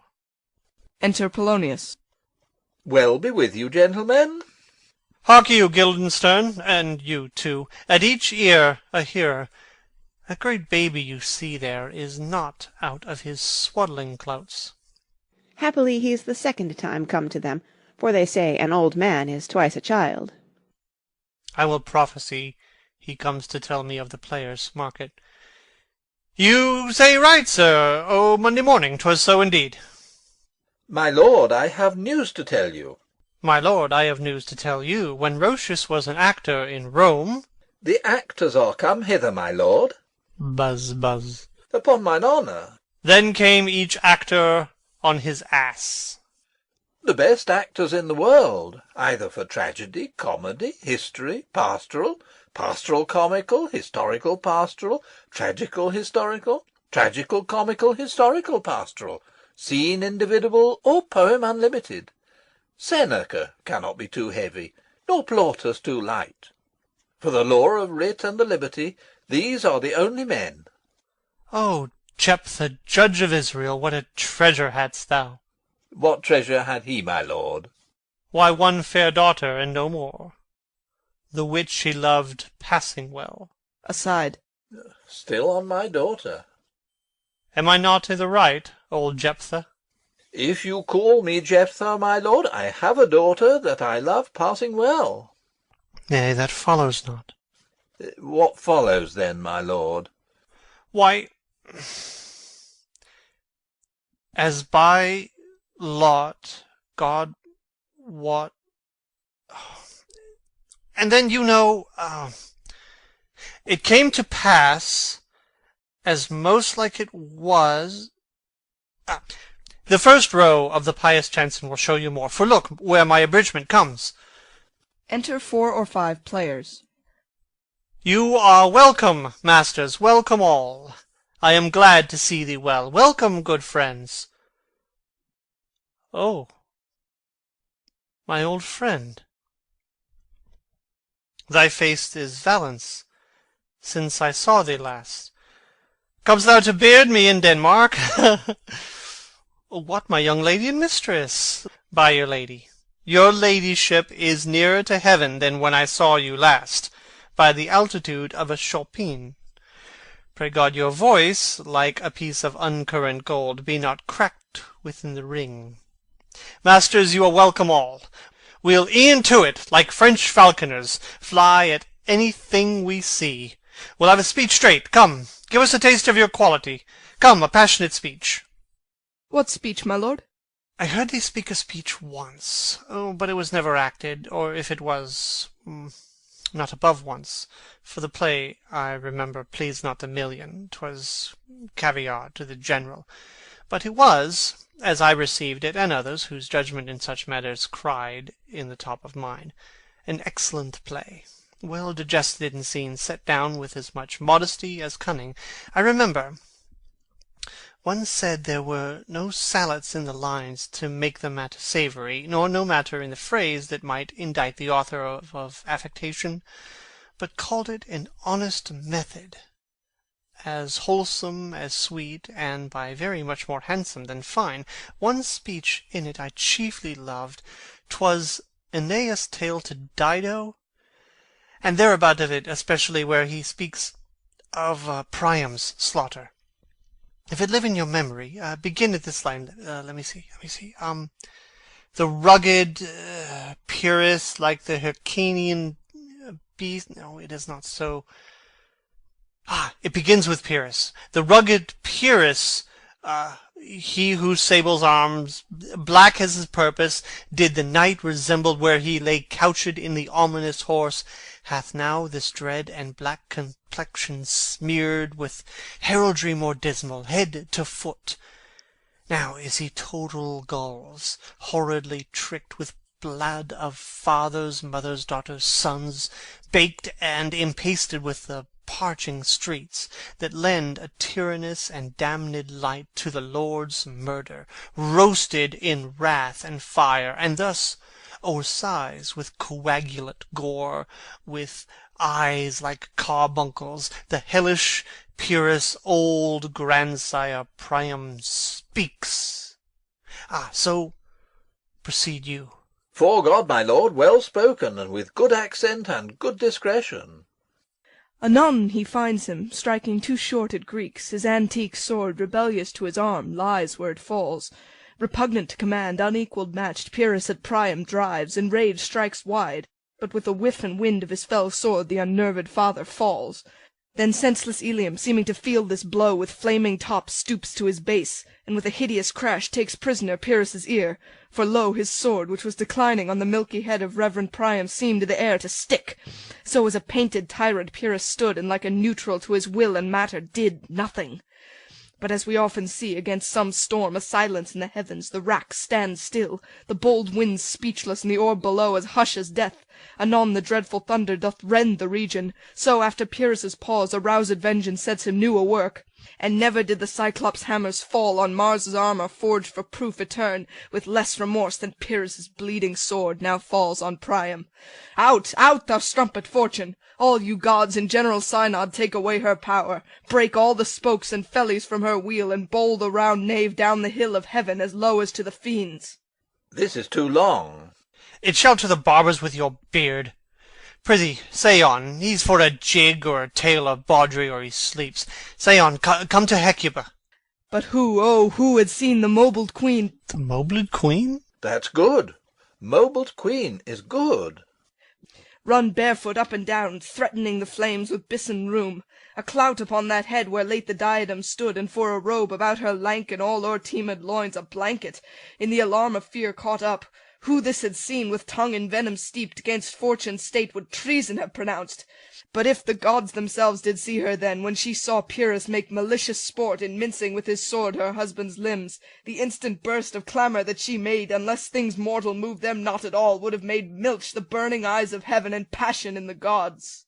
Look where he has not turned his colour, and has tears in his eyes. Prithee no more. 'Tis well. I'll have thee speak out the rest soon. Good my lord, will you see the players well bestowed? Do you hear? Let them be well used, for they are the abstract and brief chronicles of the time. After your death you were better have a bad epitaph than their ill report while you live. My lord, I will use them according to their desert. God's bodkins, man, much better. Use every man after his desert, and who should scape whipping. Use them after your own honour and dignity. The less they deserve, the more merit is in your bounty. Take them in. Come, sirs. Follow him. Friends, we'll hear a play tomorrow. Exit Polonius with all players but the first. Dost thou hear me, old friend? Can you play the murder of Gonzago? Ay, my lord. We'll ha' it tomorrow night. You could, for a need, study a speech of some 12 or 16 lines, which I would set down and insert in't, could you not? Ay, my lord. Very well. Follow that lord, and look you, mock him not. Exit first player. My good friends, I'll leave you till night. You are welcome to Elsinore. Good my lord. Ay, so, God be with ye. Exeunt Rosencrantz and Guildenstern. Now I am alone. Oh, what a rogue and peasant slave am I! Is it not monstrous that this player here, but in a fiction, in a dream of passion, could force his soul so to his own conceit that from her working all his visage wand, tears in his eyes, distraction in his aspect, a broken voice, and his whole function suiting with forms to his conceit, and all for nothing, for Hecuba. What's Hecuba to him, or he to Hecuba, that he should weep for her? What would he do? Had he the motive and cue for passion that I have? He would drown the stage with tears, and cleave the general ear with horrid speech, make mad the guilty and appall the free, confound the ignorant, and amaze indeed the very faculties of eyes and ears. Yet I, a dull and muddy-mettled rascal, peak, like Jonah dreams, unpregnant of my cause, and can say nothing. Oh, not for a king upon whose property and most dear life a damned defeat was made. Am I a coward? Who calls me villain? Breaks my pater cross, plucks off my beard and blows it in my face, tweaks me by the nose, gives me the lie, the throat as deep as to the lungs. Who does me this? Ha ha! Swoons. I should take it. For it cannot be but I am pigeon-livered and lack gall to make oppression bitter. Or ere this I should have fatted all the region's kites with this slave's offal. Bloody, bawdy villain, remorseless, treacherous, lecherous, kindless villain of vengeance! Oh, why, what an ass am I! This is most brave. That I, the son of a dear father, murdered, prompted to my revenge by heaven and hell, must, like a whore, unpack my heart with words and fall a-cursing like a very drab scullion. Fie upon't foe. About my brain. I have heard the guilty creatures sitting at a play have by the very cunning of the scene been struck so to the soul that presently they have proclaimed their malefactions. For murder, though it have no tongue, will speak with most miraculous organ. I'll have these players play something like the murder of my father before mine uncle. I'll observe his looks. I'll tend him to the quick. If he but blench, I know my course. The spirit that I have seen may be the devil, and the devil hath power to assume a pleasing shape, yea, and perhaps out of my weakness and my melancholy, as he is very potent with such spirits, abuses me to damn me. I'll have grounds more relative than this. The place, the thing wherein I'll catch the conscience of the king. Exit. Act 3, Scene 1. A room in the castle. Enter King Claudius, Queen Gertrude, Polonius, Ophelia, Rosencrantz, and Guildenstern. And can you, by no drift of circumstance, get from him why he puts on this confusion, grating so harshly all his days of quiet with turbulent and dangerous lunacy? He does confess he feels himself distracted, but from what cause he will by no means speak.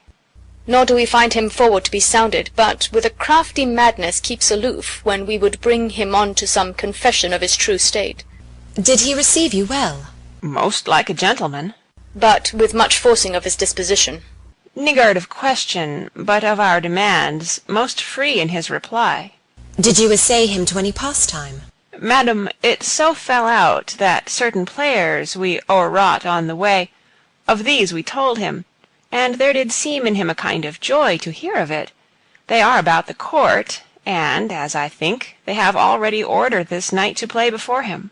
'Tis most true, and he beseeched me to entreat your majesties to hear and see the matter. With all my heart, and it doth much content me to hear him so inclined. Good gentlemen, give him a further edge, and drive his purpose on to these delights. We shall, my lord. Exeunt Rosencrantz and Guildenstern. Sweet Gertrude, leave us too, for we have closely sent for Hamlet hither, that he, as 'twere by accident, may here affront Ophelia.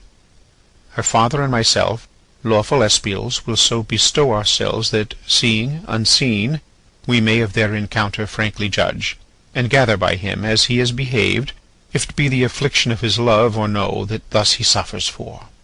I shall obey you. And for your part, Ophelia, I do wish that your good beauties be the happy cause of Hamlet's wildness. So shall I hope your virtues will bring him to his wonted way again, to both your honours. Madam, I wish it may. Exit Queen Gertrude. Ophelia, walk you here.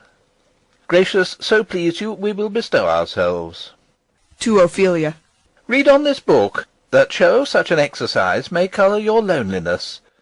We are oft to blame in this. 'Tis too much proved that with devotion's visage and pious action we do sugar o'er the devil himself. Aside. Oh, 'tis too true. How smart a lash that speech doth give my conscience! The harlot's cheek, beautied with plastering art, is not more ugly to the thing that helps it than is my deed to my most painted word. O heavy burthen! I hear him coming. Let's withdraw, my lord. Exeunt King Claudius and Polonius. Enter Hamlet.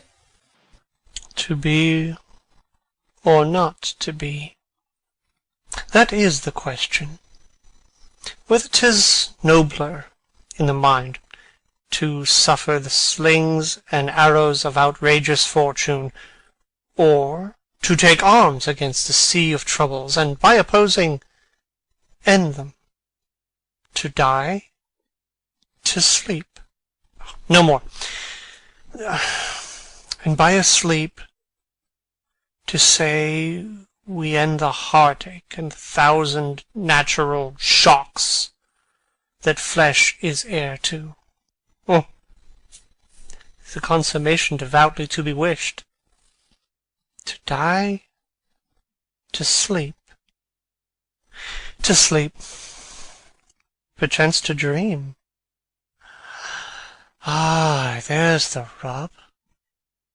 For in that sleep of death, what dreams may come when we have shuffled off this mortal coil, must give us pause.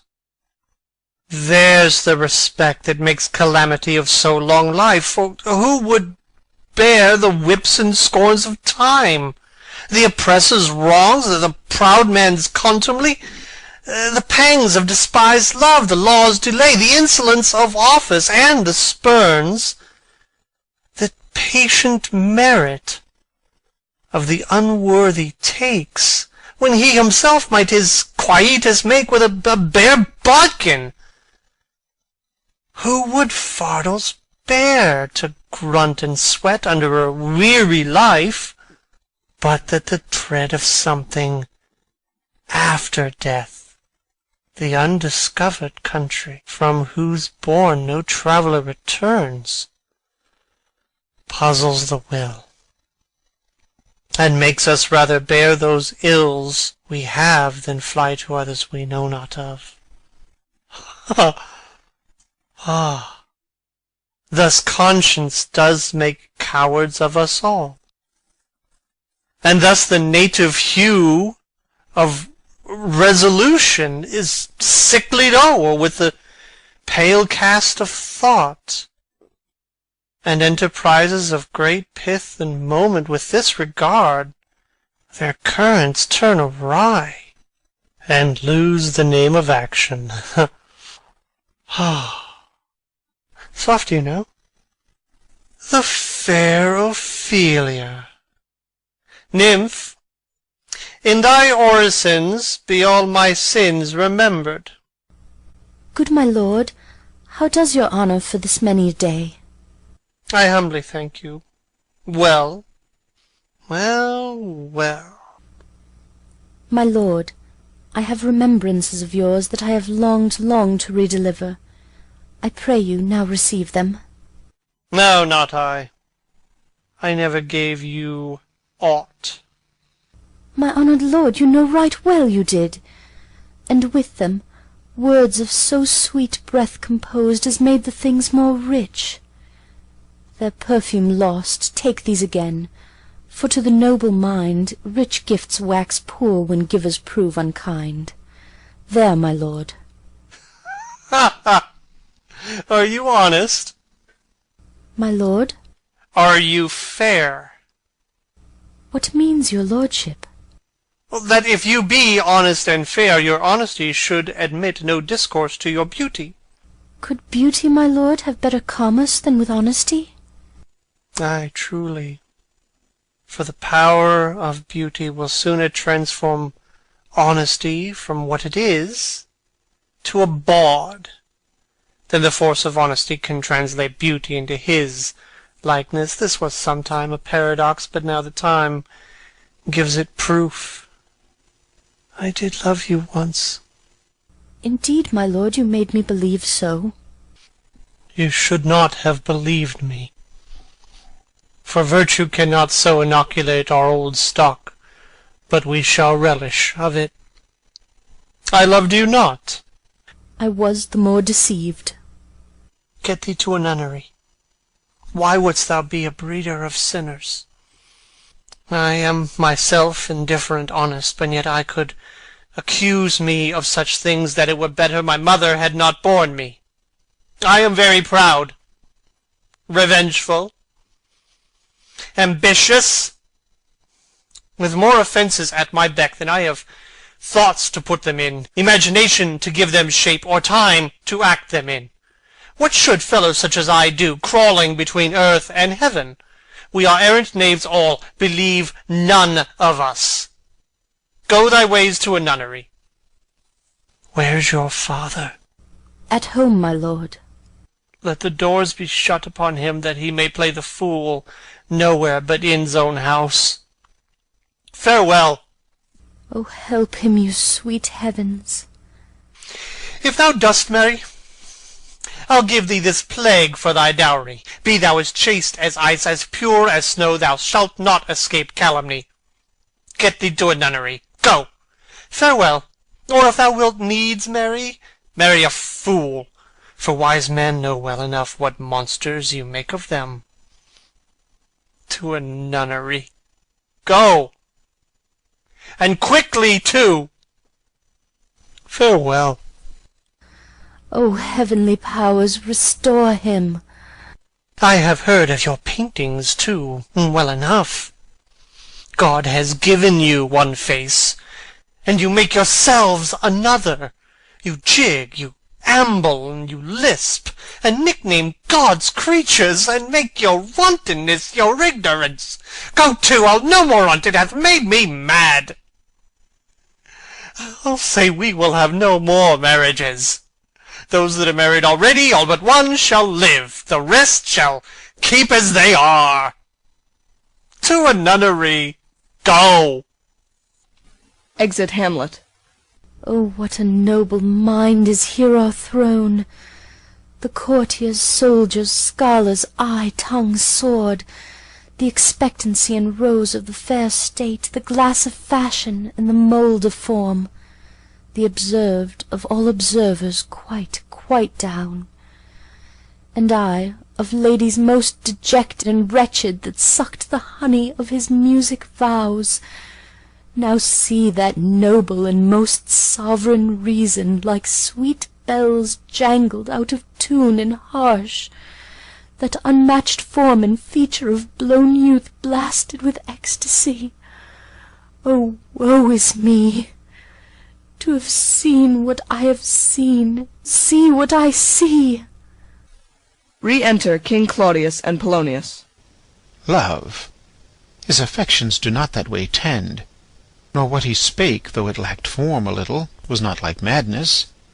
There's something in his soul, o'er which his melancholy sits on brood, and I do doubt the hatch and the disclose will be some danger, which for to prevent I have in quick determination thus set it down. He shall with speed to England, for the demand of our neglected tribute, haply the seas and countries different with variable objects shall expel this something settled matter in his heart, whereon his brain still beating puts him thus from fashion of himself. What think you on it? It shall do well, but yet do I believe the origin and commencement of his grief sprung from neglected love. How now, Ophelia, you need not tell us what Lord Hamlet said, we heard it all. My lord, do as you please.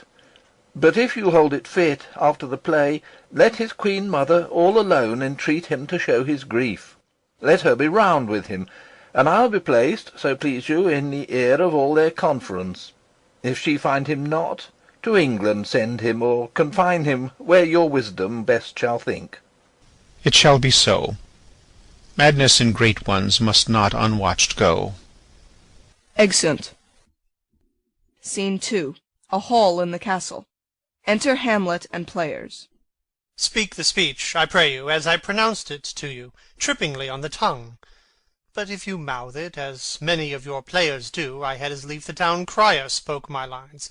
Nor do not saw the air too much with your hand thus, but use all gently. For in the very torrent, tempest, and, as I may say, the whirlwind of your passion, you must acquire and beget a temperance, that may give it smoothness. Oh, it offends me to the soul to hear a robustious, periwig-pated fellow tear a passion to tatters, to very rags, to split the ears of the groundlings, who for the most part are capable of nothing but inexplicable dumb shows and noise. I would have such a fellow whipped for overdoing Termagant. It out Herods Herod, pray you, avoid it. I warrant your honour. Be not too tame neither, but let your own discretion be your tutor. Suit the action to the word to the action, with this special, o'erstep not the modesty of nature. For anything so overdone is from the purpose of playing, whose end, both at the first and now, was and is, to hold, as 'twere the mirror, up to nature, to show virtue her own feature, scorn her own image, and the very age and body of the time his form and pressure. Now this overdone, or come tardy off, though it make the unskilful laugh, cannot but make the judicious grieve. The censure of which, one must in your allowance o'erweigh a whole theatre of others. Oh, there be players that I have seen play, and heard others praise, and that highly, not to speak it profanely, that neither, having the accent of Christians, nor the gait of Christian pagan nor man, have so strutted and bellowed that I have thought some of nature's journeymen had made man, and not made them well, they imitated humanity so abominably. I hope we have reformed that indifferently with us, sir. Reform it altogether, and let those that play your clowns speak no more than is set down for them, for there be of them that will themselves laugh to set on some quantity of barren spectators to laugh too, though in the meantime some necessary question of the play be then to be considered. That's villainous, and shows a most pitiful ambition in the fool that uses it. Go, make you ready. Excellent players. Enter Polonius, Rosencrantz, and Guildenstern. How now, my lord? I will the king hear this piece of work? And the queen too, and that presently. Bid the players make haste. Exit Polonius. Will you two help to hasten them? We will, my lord. Exeunt Rosencrantz and Guildenstern. Enter Horatio. What ho, Horatio! Here, sweet lord, at your service. Horatio, thou art e'en as just a man as e'er my conversation coped withal.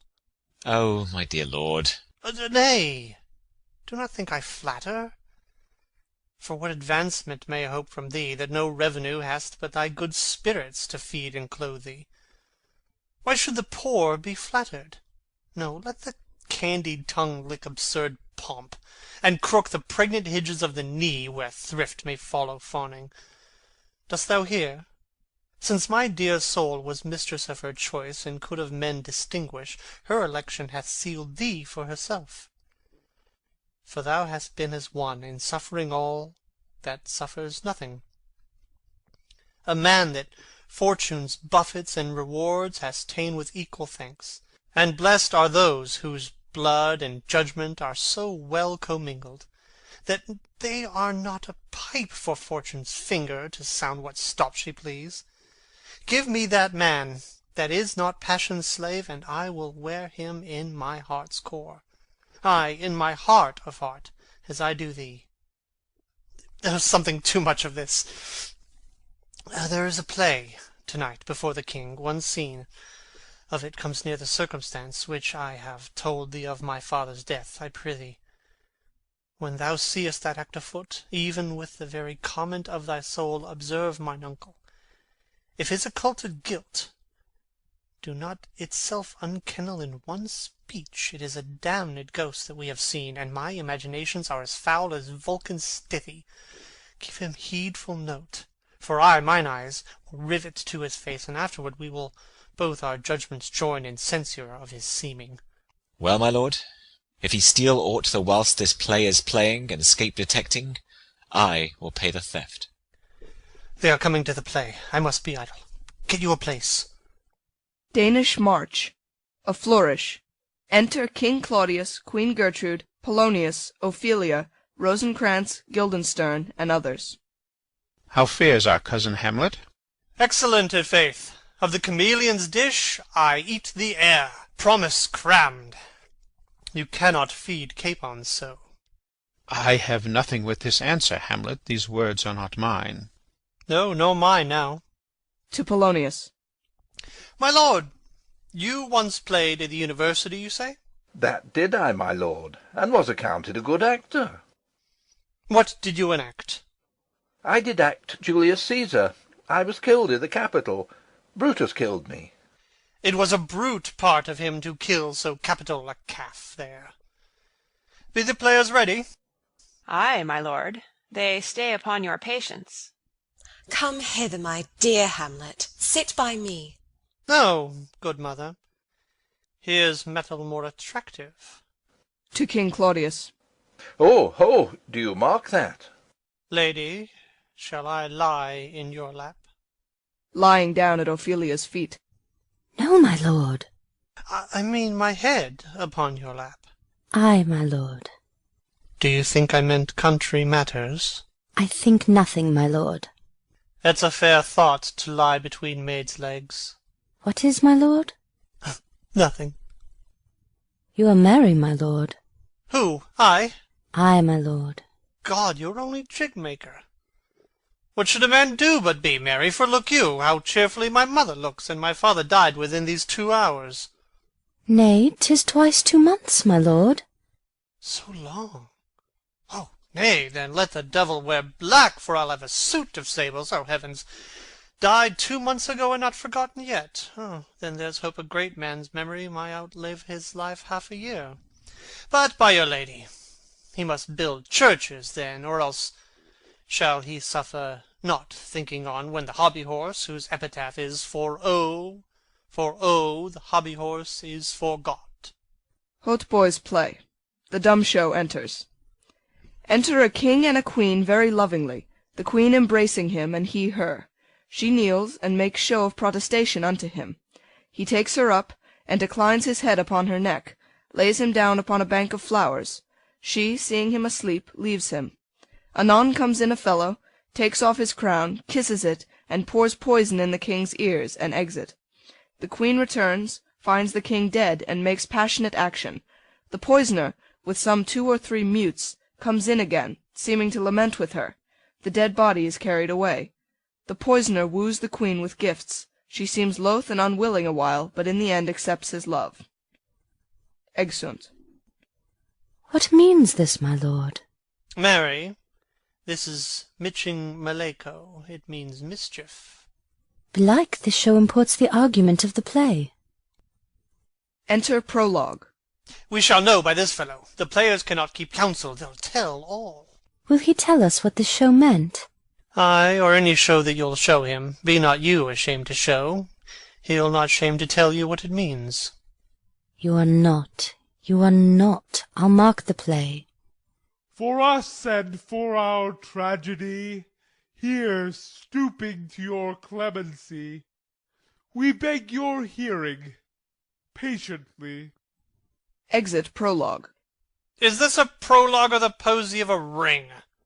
'Tis brief, my lord. As woman's love. Enter 2 players, king and queen. Full 30 times hath Phoebus's cart gone round Neptune's salt wash, and Tellus' orbed ground, and 30 dozen moons with borrowed sheen about the world have times 12/30s been, since love our hearts and Hymen did our hands unite commutual in most sacred bands. So many journeys may the sun and moon make us again count o'er our love be done. But woe is me, you are so sick of late, so far from cheer and from your former state, that I distrust you. Yet though I discomfort you, my lord, it nothing must, for women's fear and love holds quantity in neither aught nor in extremity. Now, what my love is, proof hath made you know, and as my love is sized, my fear is so.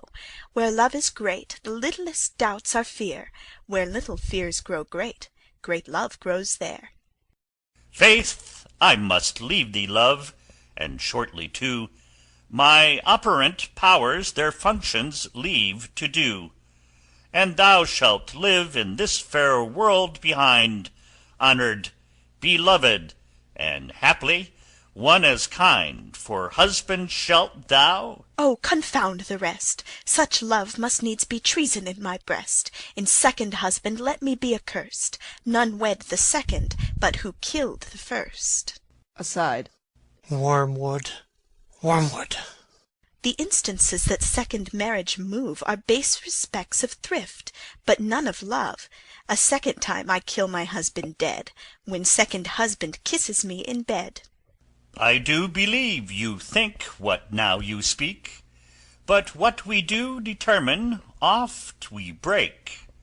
Purpose is but the slave to memory, of violent birth, but poor validity, which now, like fruit unripe, sticks on the tree, but fall unshaken when they mellow be.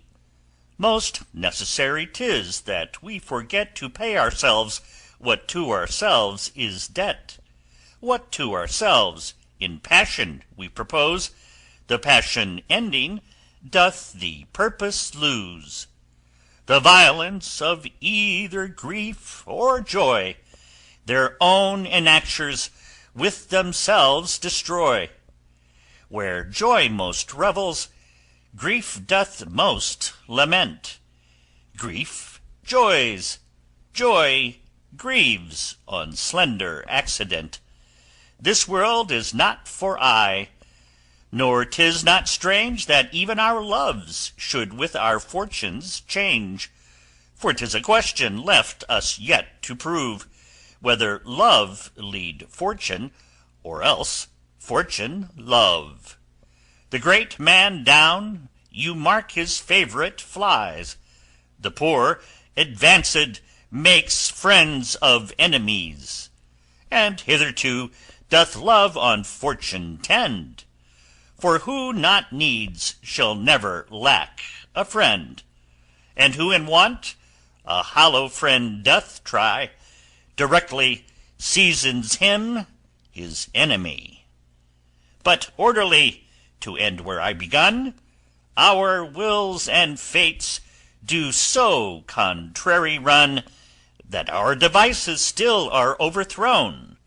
Our thoughts are ours, their ends none of our own. So think thou wilt no second husband wed, but die thy thoughts when thy first lord is dead.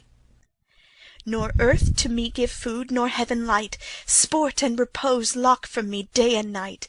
To desperation turn my trust and hope, an anchor's cheer in prison be my scope. Each opposite that blanks the face of joy, meet what I would have well, and it destroy. Both here and hence pursue me lasting strife, if once a widow, ever I be wife. If she should break it now. 'Tis deeply sworn. Sweet, leave me here a while, my spirits grow dull, and fain I would beguile the tedious day with sleep. Sleeps. Sleep rock thy brain, and never come mischance between us twain. Exit Player Queen. Madam, how like you this play? The lady protests too much, methinks. Oh, but she'll keep her word. Have you heard the argument? Is there no offence in it? No, no, they do but jest, poison in jest, no offence to the world. What do you call the play? The Mousetrap. Marry, how? Tropically. This play is the image of a murder done in Vienna. Gonzago is the Duke's name, his wife Baptista. You shall see anon. 'Tis a knavish piece of work, but what of that? Your Majesty and we that have free souls, it touches us not. Let the galled jade wince, our withers are unwrung. Enter Lucianus. This one is Lucianus, nephew to the king. You are as good as a chorus, my lord. I could interpret between you and your love, if I could see the puppets dallying. You are keen, my lord, you are keen. It would cost you a groaning to take off my edge. Still better and worse. So you must take your husband's. Begin, murderer! Pox leave thy damnable faces, and begin, come! Thy croaking raven doth bellow for revenge. Thoughts black, hands apt, drugs fit, and time agreeing, confederate season else no creature seeing, thou mixture rank of midnight weeds collected, with Hecate's ban thrice blasted, thrice infected, thy natural magic and dire property, unwholesome life usurp immediately. pours the poison into the sleeper's ears. He poisons him in the garden for his estate. His name's Gonzago. The story is extant and written choice Italian. You shall see anon how the murderer gets the love of Gonzago's wife. The king rises. Art frighted with false fire? How fares my lord? Give all the play. Give me some light. Away. Lights! Exeunt all but Hamlet and Horatio. Why, let the stricken deer go weep, the heart ungalled play. For some must watch, while some must sleep, so runs the world away. Would not this, sir, and a forest of feathers, if the rest of my fortunes turn Turk with me, with 2 provincial roses on my razed shoes, get me a fellowship in a cry of players, sir? Half a share. A whole one, I. For thou dost know, O Damon dear, this realm dismantled was of Jove himself, and now reigns here a very, very Pajock. You might have rhymed. O good Horatio, I'll take the ghost's word for £1,000. Didst perceive? Very well, my lord. Upon the talk of the poisoning?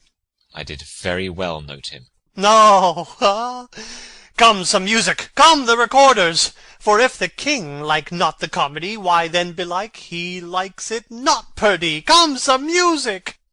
Re-enter Rosencrantz and Guildenstern. Good my lord, vouchsafe me a word with you. Sir, a whole history. The king, sir, Ay, sir, what of him? is, in his retirement, marvellous distempered. With drink, sir? No, my lord, rather with choler. Your wisdom should show itself more richer to signify this to his doctor. For me to put him to his purgation would perhaps plunge him into far more choler. Good my lord, put your discourse into some frame, and start not so wildly from my affair. I am tame, sir. Pronounce. The queen your mother, in most great affliction of spirit, hath sent me to you. You are welcome. Nay, good my lord, this courtesy is not of the right breed. If it shall please you to make me a wholesome answer, I will do your mother's commandment. If not, your pardon and my return shall be the end of my business. Sir, I cannot. What, my lord? Make you a wholesome answer, my wit's diseased. But, sir, such answer as I can make, you shall command. Or rather, as you say, my mother. Therefore no more, but to the matter. My mother, you say. Then thus she says, your behaviour hath struck her into amazement and admiration. A wonderful son that can so astonish a mother. But is there no sequel at the heels of this mother's admiration? Impart. She desires to speak with you in her closet ere you go to bed. We shall obey, were she 10 times our mother. Have you any further trade with us? My lord, you once did love me. So I do still, by these pickers and stealers. Good my lord, what is the cause of your distemper? You do surely bar the door upon your own liberty, if you deny your griefs to your friend. Sir, I lack advancement. How can that be, when you have the voice of the king himself for your succession in Denmark? Ay, but, sir, while the grass grows, the proverb is something musty. Re-enter players with recorders. Oh, the recorders! Here, let me see one. To withdraw with you, why do you go about to recover the wind of me, as you would drive me into a toil? O my lord, if my duty be too bold, my love is too unmannerly. I do not well understand that. Will you play upon this pipe? My lord, I cannot. I pray you. Believe me, I cannot. I do beseech you. I know no touch of it, my lord. 'Tis as easy as lying. Govern these ventages with your fingers and thumb, give it breath with your mouth, and it will discourse most eloquent music. Look you, these are the stops. But these cannot I command to any utterance of harmony. I have not the skill. Why, look you now, how unworthy a thing you make of me. You would play upon me, you would seem to know my stops, you would pluck out the heart of my mystery, you would sound me from my lowest note to the top of my compass, and there is much music, excellent voice, in this little organ, yet cannot you make it speak. Splud, do you think I am easier to be played on than a pipe? Call me what instrument you will, though you can fret me, you cannot play upon me. Enter Polonius. God bless you, sir. My lord, The Queen would speak with you, and presently. Do you see yonder cloud that's almost in the shape of a camel? By the mass, and 'tis like a camel indeed. Methinks it is like a weasel. It is backed like a weasel. Or like a whale? Very like a whale. Then I will come to my mother by and by. They fool me to the top of my bent. I will come by and by. I will say so. By and by is easily said. Exit Polonius. Leave me, friends. Exeunt all but Hamlet. 'Tis now the very witching time of night, when churchyards yawn and hell itself breathes out contagion to this world. Now could I drink hot blood, and do such bitter business as the day would quake to look on.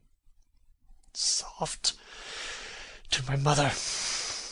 O heart, lose not thy nature. Let not ever the soul of Nero enter this firm bosom. Let me be cruel, not unnatural. I will speak daggers to her, but use none. My tongue and soul in this be hypocrites. How in my words soever she be shent, to give them seals never, my soul, consent. Exit. Scene 3. A room in the castle. Enter King Claudius, Rosencrantz, and Guildenstern. I like him not, nor stands it safe with us to let his madness range. Therefore prepare you. I your commission will forthwith dispatch, and he to England shall along with you. The terms of our estate may not endure hazard so dangerous as doth hourly grow out of his lunacies. We will ourselves provide. Most holy and religious fear it is to keep those many bodies safe that live and feed upon your majesty. The single and peculiar life is bound with all the strength and armour of the mind to keep itself from noyance, but much more that spirit upon whose weal depend and rest the lives of many. The cease of majesty dies not alone, but, like a gulf, doth draw what's near with it. It is a massy wheel fixed on the summit of the highest mount, to whose huge spokes 10,000 lesser things are morticed and adjoined, which, when it falls, each small annexment, petty consequence, attends the boisterous ruin. Never alone did the king sigh, but with a general groan. Arm you, I pray you, to the speedy voyage, for we will fetters put upon this fear, which now goes too free-footed. We will haste us. Exeunt Rosencrantz and Guildenstern. Enter Polonius. My lord, he's going to his mother's closet. Behind the arras I'll convey myself to hear the process. I'll warrant she'll tax him home. And, as you said, and wisely was it said, 'tis meet that some more audience than a mother, since nature makes them partial, should o'erhear the speech of vantage. Fare you well, my liege. I'll call upon you ere you go to bed, and tell you what I know. Thanks, dear my lord. Exit Polonius. O my offence is rank. It smells to heaven. It hath the primal eldest curse upon it, a brother's murder. Pray can I not, though inclination be as sharp as will, my stronger guilt defeats my strong intent, and like a man to double business bound, I stand in pause where I shall first begin, and both neglect. What if this cursed hand were thicker than itself with brother's blood?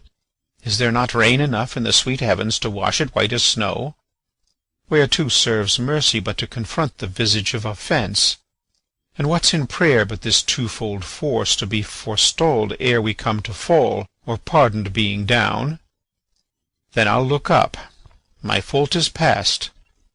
But, oh, what form of prayer can serve my turn?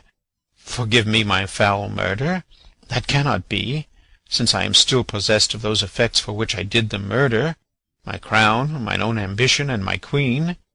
May one be pardoned and retain the offence? In the corrupted currents of this world, offence's gilded hand may shove by justice, and oft 'tis seen the wicked prize itself buys out the law. But 'tis not so above.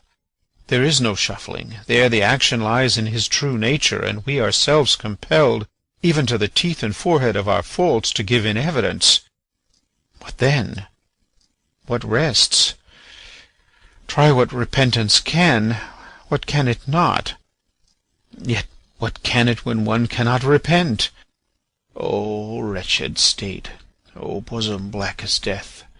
O limed soul that struggling to be free art more engaged! Help, angels! Make essay!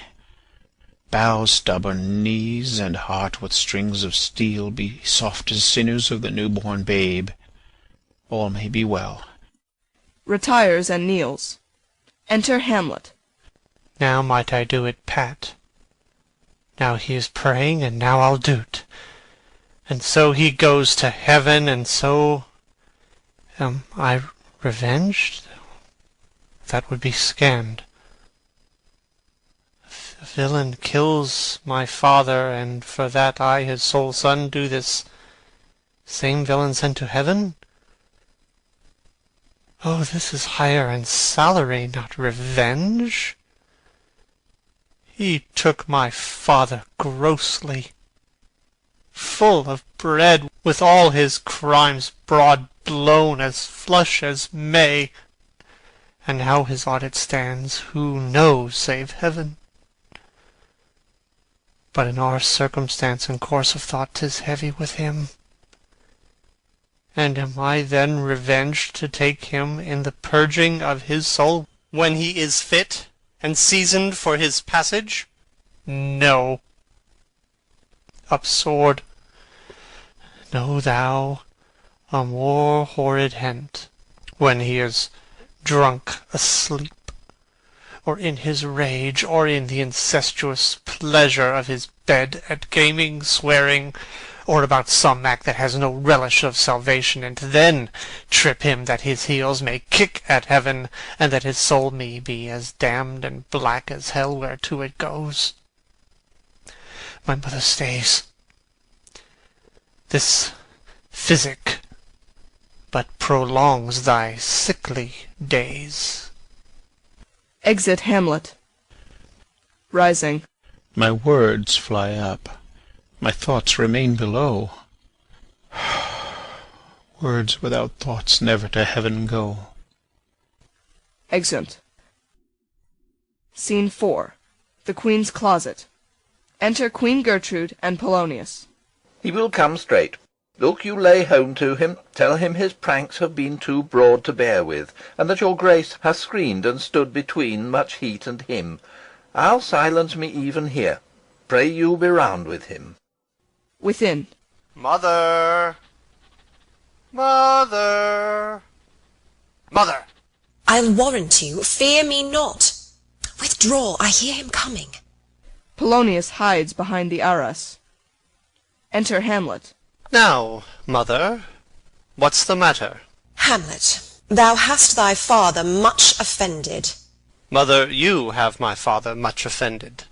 Come, come, you answer with an idle tongue. Go, go, you question with a wicked tongue. Why, how now, Hamlet? What's the matter now? Have you forgot me? No, by the rood, not so. You are the queen, your husband's brother's wife, and would it were not so, you are my mother. Nay, then I'll set those to you that can speak. Come, come, and sit you down, you shall not budge. You go not till I set you up a glass where you may see the inmost part of you. What wilt thou do? Thou wilt not murder me. Help! Help, ho! Behind.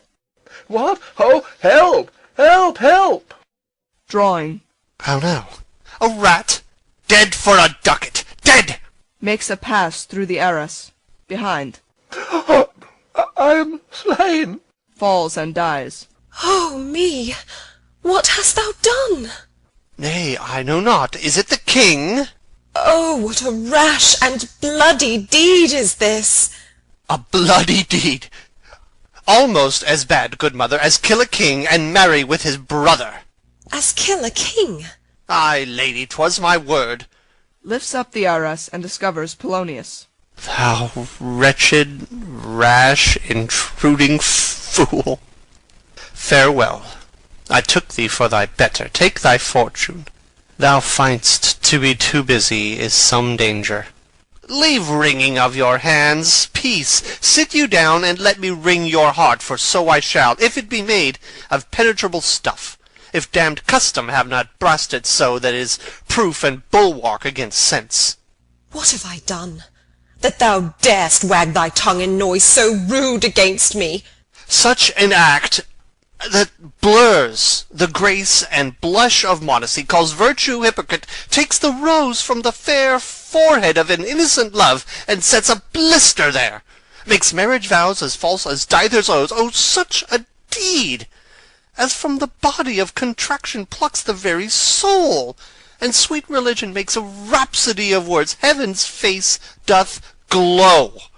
Yea, this solidity and compound mass, with tristal visage, as against the doom, is thought sick at the act. Ah me, what act, that roars so loud and thunders in the index? Look here, upon this picture, and on this, the counterfeit presentment of two brothers. See what a grace was seated on this brow. Hyperion's curls, the front of Jove himself, an eye like Mars to threaten and command, a station like the herald Mercury, new lighted on a heaven-kissing hill, a combination and a form indeed, where every god did seem to set his seal, to give the world assurance of a man. This was your husband. Look you now, what follows. Here is your husband, like a mildewed ear, blasting his wholesome brother. Have you eyes? Could you on this fair mountain leave to feed and batten on this moor? Have you eyes? You cannot call it love, for at your age the heyday in the blood is tame. It's humble, and waits upon the judgment. And what judgment would step from this to this? Sense, sure you have, else could you not have motion? But sure that sense is apoplexed. For madness would not err, nor sense to ecstasy was ne'er so thralled, but it reserved some quantity of choice to serve in such a difference. What devil was that cozened you at Hoodman blind?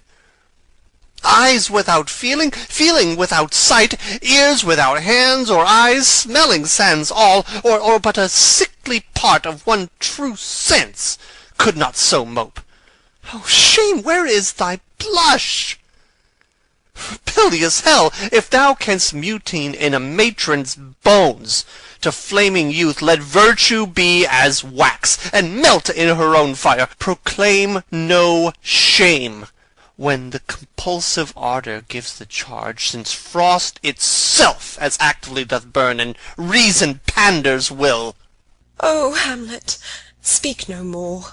Thou turn'st mine eyes into my very soul, and there I see such black and grained spots as will not leave their taint. Nay, but to live in the rank sweat of an enseamed bed, stewed in corruption, honeying and making love over the nasty sty. Oh, speak to me no more. These words like daggers enter in mine ears. No more, sweet Hamlet. A murderer and a villain, a slave that is not 20th part the tithe of your precedent lord, a vice of kings, a cut-purse of the empire and the rule, that from a shelf the precious diadem stole, and put it in his pocket. No more. A king of shreds and patches. Enter Ghost. Save me, and hover o'er me with your wings, your heavenly guards. What would your graces figure? Alas, he's mad. Do not come your tardy son to chide, lapsed in time and passion. Let's go by the important acting of your dread command, oh say! Do not forget, this visitation is but to whet thy almost blunted purpose. But look, amazement on thy mother sits, O step between her and her fighting soul. Conceit in weakest bodies strongest works. Speak to her, Hamlet. How is't with you, lady?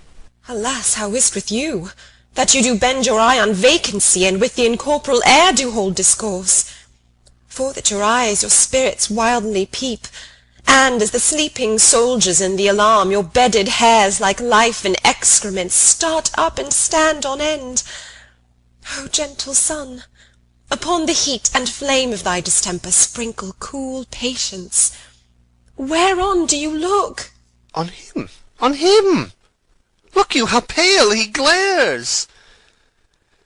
His form and cause conjoined, preaching to stones would make them capable. Do not look upon me! Lest with piteous action you convert my stern affects, then what I have to do will want true colour, tears perchance for blood. To whom do you speak this? Do you see nothing there? Nothing at all, yet all that is I see. Nor did you nothing hear? No, nothing but ourselves. Oh, look you there! How it steals away my father in his habit as he lived. Look where he goes, even now, out at the portal. Exit Ghost. This is the very coinage of your brain. This bodiless creation ecstasy is very cunning in. Ecstasy? My pulse, as yours, doth temperately keep time, and makes as healthful music. It is not madness that I have uttered. Bring me to the test, and I the matter will reword. Which madness would gamble from? Mother, for love of grace, lay not that mattering unction to your soul, that not your trespass, but my madness speaks. It will but skin and film the ulcerous place, while rank corruption, mining all within, infects unseen. Confess yourself to heaven. Repent what's past, avoid what is to come, and do not spread the compost on the weeds to make them ranker. Forgive me this my virtue, for in the fatness of these pursy times, virtue itself of vice must pardon beg. Yea, curb and woo, for leave to do him good. O Hamlet, thou hast cleft my heart in twain. Oh, throw away the worser part of it, and live the purer with the other half. Good night. But go not to my uncle's bed. Assume a virtue, if you have it not. That monster custom, who all sense doth eat, of habit's devil is angel, yet in this, that to the use of actions fair and good he likewise gives a frock or livery that is aptly put on. Refrain to-night, and that shall lend a kind of easiness to the next abstinence, the next more easy, for use almost can change the stamp of nature, and either curb the devil, or throw him out with wondrous potency. Once more, good night, and when you are desirous to be blessed, I blessing beg of you. For this same Lord, pointing to Polonius, I do repent. But heaven hath pleased it so to punish me with this and this with me, that I must be their scourge and minister. I will bestow him, and will answer well the death I gave him. So again, good night. I must be cruel, only to be kind. Thus bad begins, and worse remains behind. One word more, good lady. What shall I do? Not this, by no means that I bid you do. Let the bloat king tempt you again to bed, pince wanton on your cheek, call you his mouse, and let him for a pair of reechy kisses, or paddling in your neck with his damned fingers, make you to ravel all this matter out, that I essentially am not in madness, but mad in craft. 'Twere good you let him know, for who that's but a queen fair, sober, wise, would from a paddock, from a bat, a jib, such dear concernings hide? Who would do so? No. In despite of sense and secrecy, unpeg the basket on the house's top. Let the birds fly, and, like the famous ape, to try conclusions, in the basket creep and break your own neck down. Be thou assured, if words be made of breath, and breath of life, I have no life to breathe what thou hast said to me. I must to England. You know that. Alack, I had forgot. 'Tis so concluded on. There's letters sealed.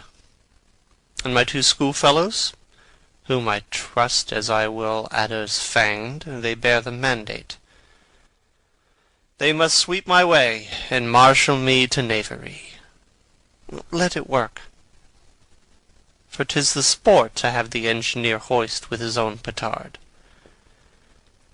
And shall go hard, but I will delve 1 yard below their minds, and blow them at the moon. Oh, 'tis most sweet when in one line two crafts directly meet. This man shall set me packing. I'll lug the guts into the neighbor room. Mother, good night. Indeed, this counsellor is now most still, most secret, and most grave, who was in life a foolish, prating knave. Come, sir, to draw toward an end with you. Good night, mother. Exeunt severally. Hamlet dragging in Polonius. Act 4, Scene 1. A room in the castle. Enter King Claudius, Queen Gertrude, Rosencrantz, and Guildenstern. There's matter in these sighs, these profound heaves. You must translate. 'Tis fit we understand them. Where is your son? Bestow this place on us a little while. Exeunt Rosencrantz and Guildenstern. Ah, my good lord, what have I seen tonight? What, Gertrude? How does Hamlet? Mad, as the sea and wind, when both contend which is the mightier. In his lawless fit, behind the arras hearing something stir, whips out his rapier, cries, "A rat! A rat!"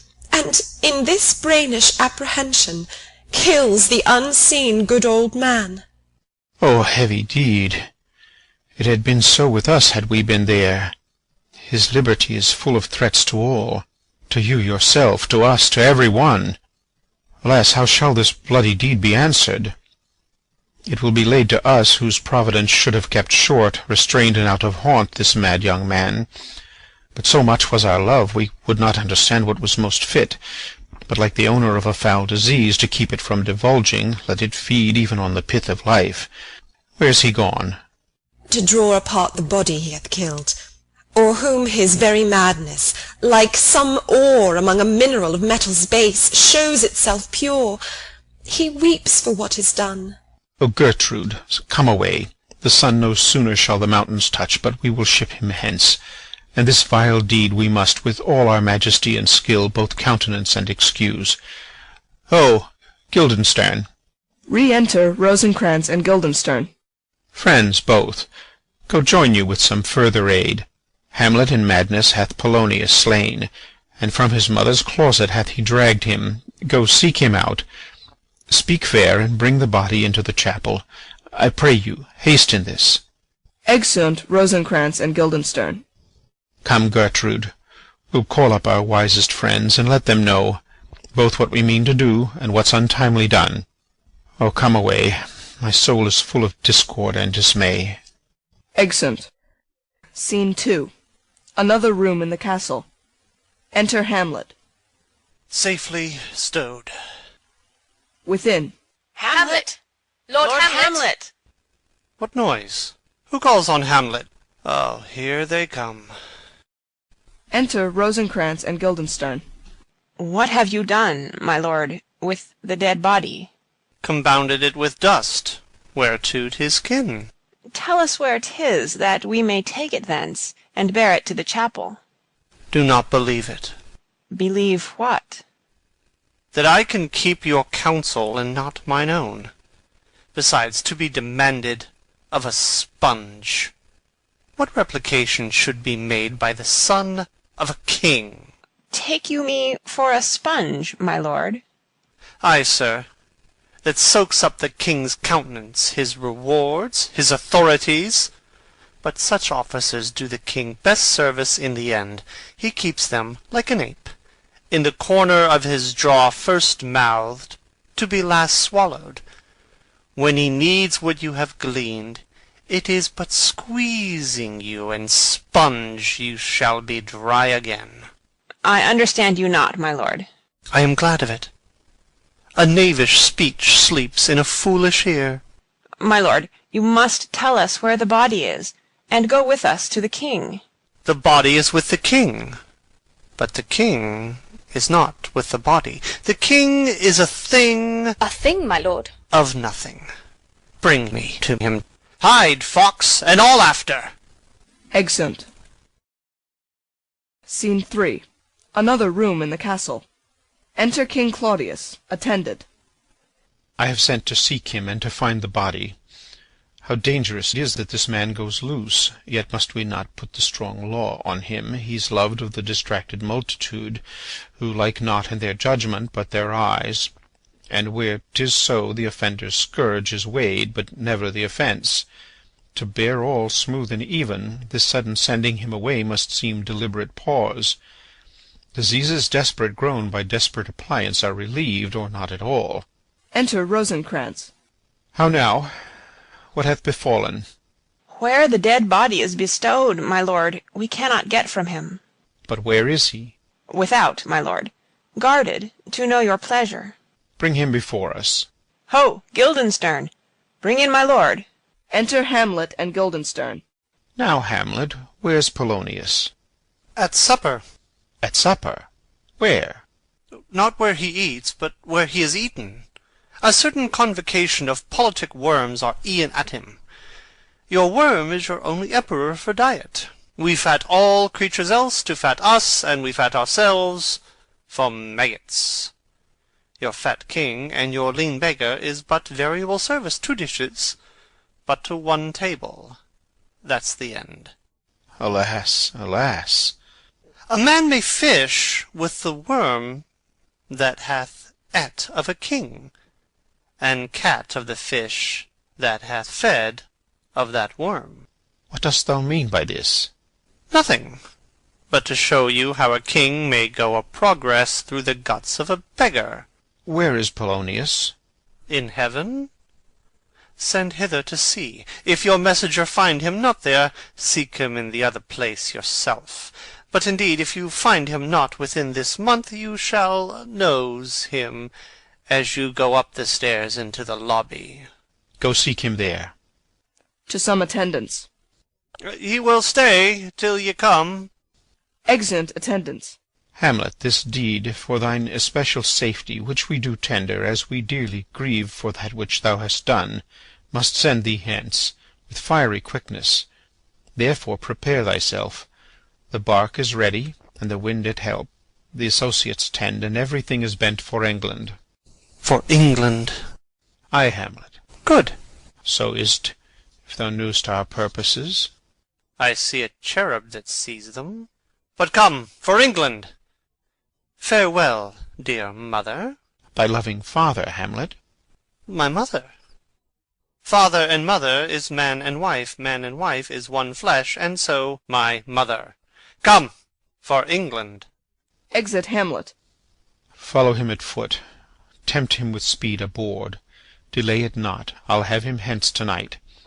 Away, for everything is sealed and done, that else leans on the affair. Pray you, make haste. Exeunt Rosencrantz and Guildenstern. And England, if my love thou hold'st at aught, as my great power thereof may give thee sense, since yet thy cicatrice looks raw and red after the Danish sword, and thy free awe pays homage to us, thou mayst not coldly set our sovereign process, which imports at full, by letters congruing to that effect, the present death of Hamlet. Do it, England, for like the hectic in my blood he rages, and thou must cure me, till I know 'tis done, however my haps, my joys were ne'er begun. Exit. Scene 4. A plain in Denmark. Enter Fortinbras, a captain, and soldiers marching. Go, captain. From me greet the Danish king. Tell him that, by his license, Fortinbras craves the conveyance of a promised march over his kingdom. You know the rendezvous. If that his majesty would aught with us, we shall express our duty in his eye, and let him know so. I will do it, my lord. Go softly on. Exeunt Fortinbras and soldiers. Enter Hamlet, Rosencrantz, Guildenstern, and others. Good sir, whose powers are these? They are of Norway, sir. How purposed, sir, I pray you? Against some part of Poland. Who commands them, sir? The nephews to old Norway, Fortinbras. Goes it against the main of Poland, sir, or for some frontier? Truly to speak, and with no addition, we go to gain a little patch of ground that hath in it no profit but the name. To pay 5 ducats, 5, I would not farm it, nor will it yield to Norway or the Pole a ranker rate should it be sold in fee. Why, then the Polack never will defend it. Yes, it is already garrisoned. 2,000 souls and 20,000 ducats will not debate the question of this straw. This is the imposthume of much wealth and peace that inward breaks, and shows no cause without why the man dies. I humbly thank you, sir. God be with you, sir. Exit Captain. Wilt please you go, my lord? I'll be with you straight. Go a little before. Exeunt all except Hamlet. How all occasions do inform against me, and spur my dull revenge. What is a man, if his chief good and market of his time be but to sleep and feed? A beast, no more? Sure he that made us with such large discourse looking before and after gave us not that capability and godlike reason to fust in us unused? Now whether it be bestial oblivion or some craven scruple of thinking too precisely on the event, a thought which, quartered, hath but 1 part wisdom and ever 3 part coward, I do not know why yet I live to say this thing's to do. Sith I have cause and will and strength and means to do't. Examples gross as earth exhort me. Witness this army of such mass and charge, led by a delicate and tender prince, whose spirit with divine ambition puffed makes mouths at the invisible event, exposing what is mortal and unsure to all that fortune, death, and danger dare, even for an egg-shell. Rightly to be great is not to stir without great argument, but greatly to find quarrel in a straw when honour's at the stake. How stand I then that have a father killed, a mother stained, excitements of my reason and my blood, and let all sleep, while to my shame I see the imminent death of 20,000 men, that for a fantasy and trick of fame go to their graves like beds? Fight for a plot whereon the numbers cannot try the cause, which is not tomb enough incontinent to hide the slain. Oh, from this time forth my thoughts be bloody, or be nothing worth. Exit. Scene 5. Elsinore.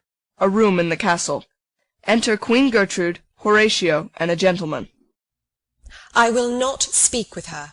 She is importunate, indeed distract. Her mood will needs be pitied. What would she have? She speaks much of her father, says she hears there's tricks of the world, and hems and beats her heart, spurns enviously at straws, speaks things in doubt that carry but half sense. Her speech is nothing, yet the unshaped use of it doth move the hearers to collection. They aim at it, and botch the words up fit to their own thoughts, which, as her winks and nods and gestures yield them, indeed would make one think there might be thought, though nothing sure, yet much unhappily. 'Twere good she was spoken with, for she may strew dangerous conjectures in ill-breeding minds. Let her come in. Exit Horatio. To my sick soul, as sin's true nature is, each toy seems prologue to some great amiss. So full of artless jealousy is guilt, it spills itself in fearing to be spilt. Re-enter Horatio with Ophelia. Where is the beauteous majesty of Denmark? How now, Ophelia? Sings. How should I your true love know from another one? By his cockle hat and staff, and his sandal shoon. Alas, sweet lady, what imports this song? Say you? Nay, pray you mark. Sings. He is dead and gone, lady, he is dead and gone. At his head a grass-green turf, at his heels a stone. Nay, but Ophelia! Pray you, mark. Sings. White his shroud as the mountain snow. Enter King Claudius. Alas, look here, my lord. Sings. Larded with sweet flowers, which bewept to the grave did go, with true love showers. How do you, pretty lady? Well, God ild you. They say the owl was a baker's daughter. Lord, we know what we are, but not what we may be. God be at your table. Conceit upon her father. Pray you, let's have no words of this. But when they ask you what it means, say you this. Sings. Tomorrow is St. Valentine's Day, all in the morning betime, and I a maid at your window to be your Valentine. Then up he rose and donned his clothes, and up the chamber door, let in the maid that out a maid never departed more. Pretty Ophelia. Indeed, allow without an oath, I'll make an end on't. Sings. By Jis and by St. Charity, alack and fie for shame, young men will do it if they come to it, by cock they are to blame. Quoth she, before you tumbled me, you promised me to wed, so would I had done by yonder sun, and thou hadst not come to my bed. How long hath she been thus? I hope all will be well. We must be patient, but I cannot choose but weep, to think they should lay him in the cold ground. My brother shall know of it, and so I thank you for your good counsel. Come, my coach. Good night, ladies. Good night, sweet ladies. Good night. Good night. Exit Ophelia. Follow her close. Give her good watch, I pray you. Exit Horatio. Oh, this is the poison of deep grief. It springs all from her father's death. Oh, Gertrude, Gertrude, when sorrows come, they come not single spies, but in battalions. First your father slain, next your son gone, and he most violent author of his own just remove.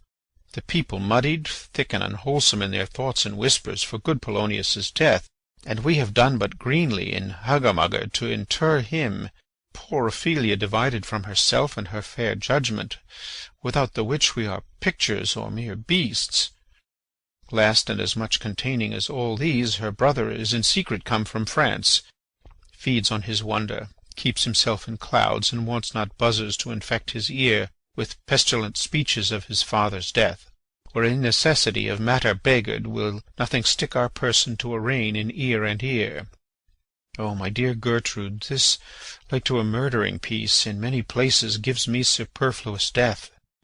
A noise within. Alack, what noise is this? Where are my Switzers? Let them guard the door. Enter another gentleman. What is the matter? Save yourself, my lord. The ocean, overpeering of his list, eats not the flats with more impetuous haste than young Laertes in a riotous head o'erbears your officers. The rabble call him lord, and as the world were now but to begin, antiquity forgot, custom not known, the ratifiers and props of every word, they cry, choose we, Laertes shall be king. Caps, hands, and tongues applaud it to the clouds. Laertes shall be king, Laertes king. How cheerfully on the false trail they cry! Oh, this is counter, you false Danish dogs! The doors are broke. Noise within. Enter Laertes, armed. Danes following. Where is the king? Sirs, stand you all without. No, let us come in. I pray you, give me leave. We will. They retire without the door. I thank you. Keep the door. Oh, thou vile king, give me my father. Calmly, good Laertes.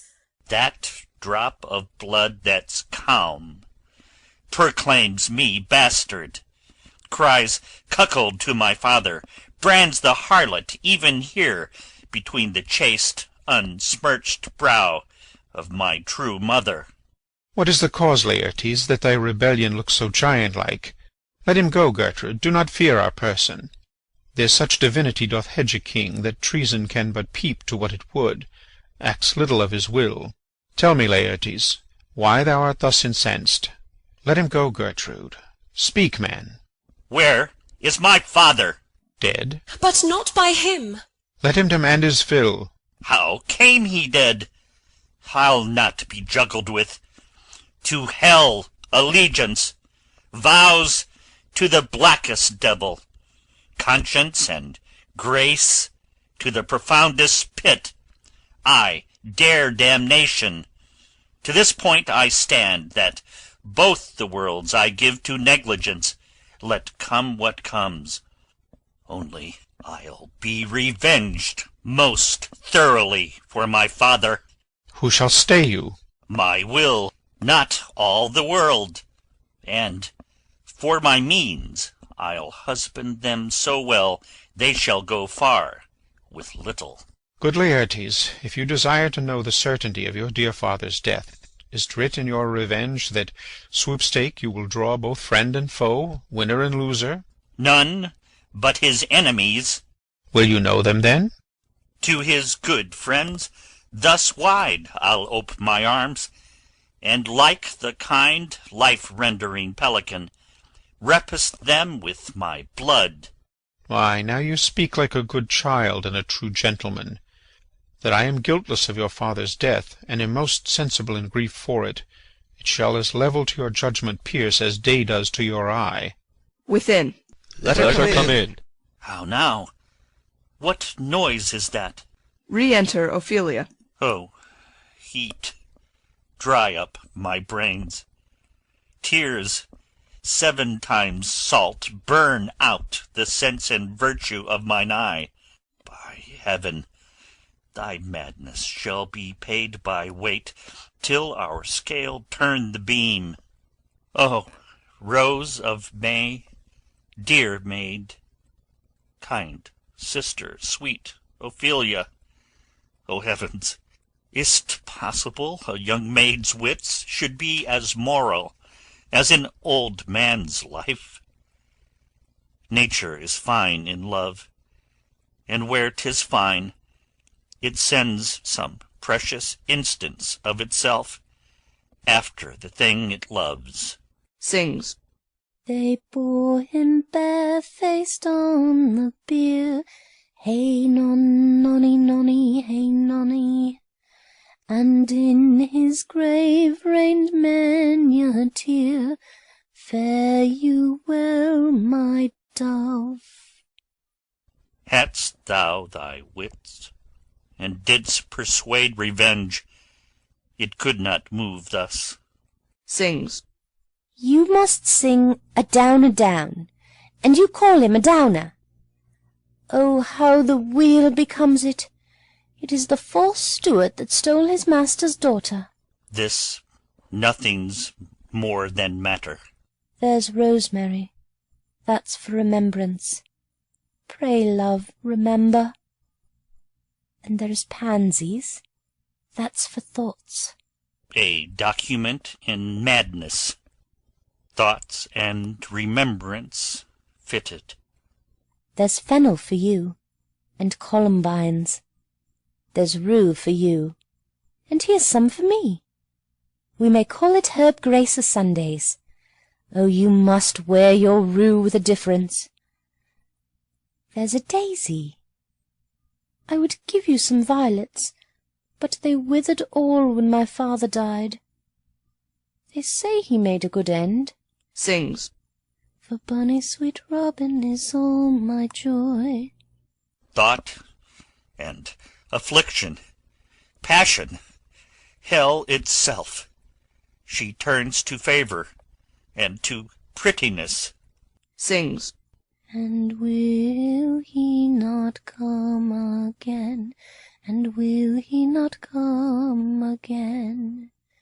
No, no, he is dead. Go to thy deathbed. He never will come again.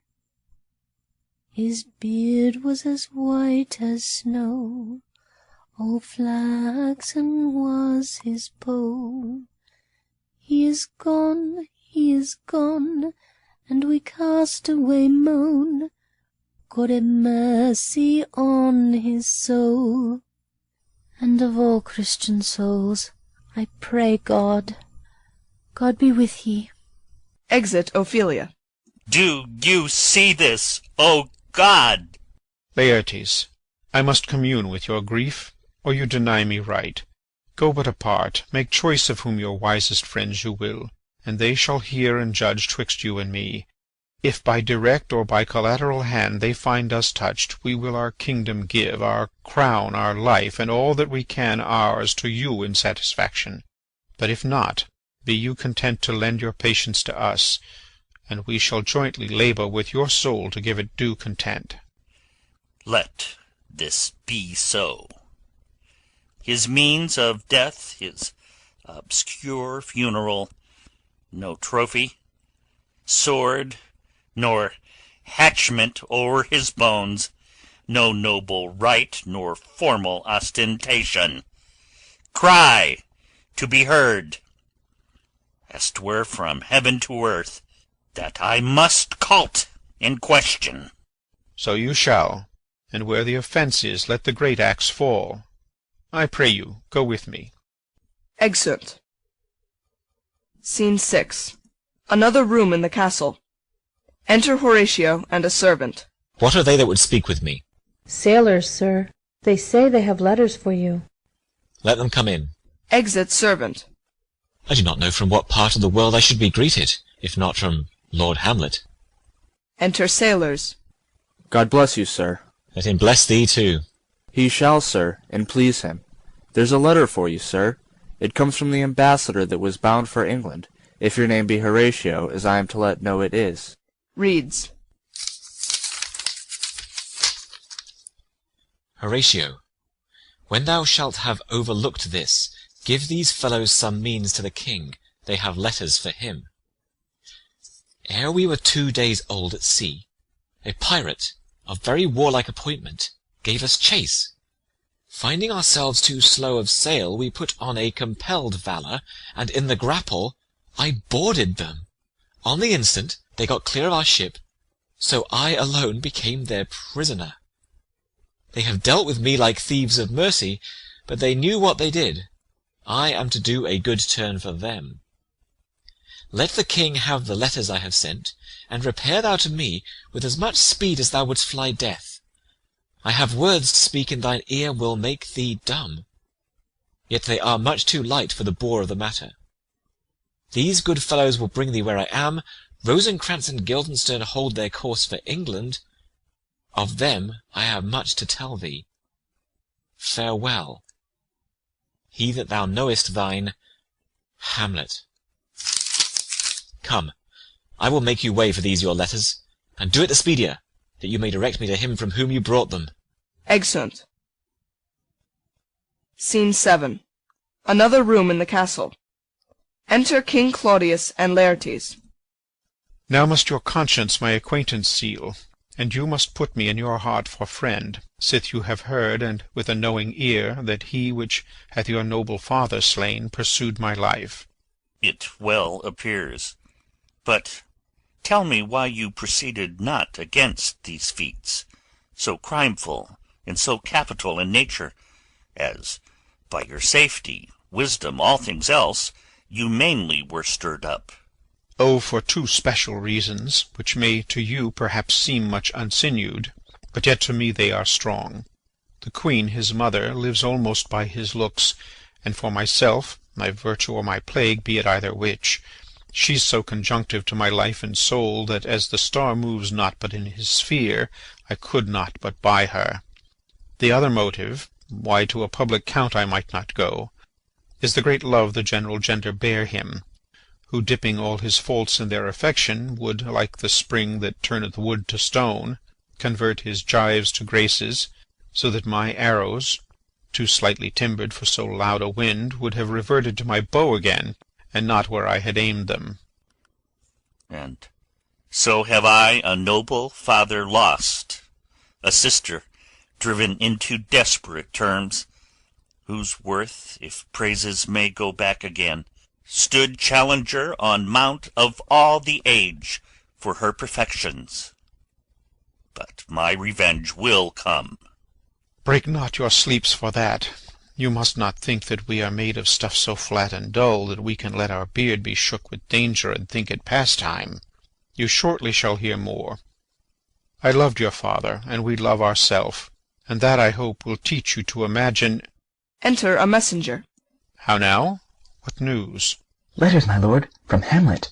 This to your majesty, this to the queen. From Hamlet? Who brought them?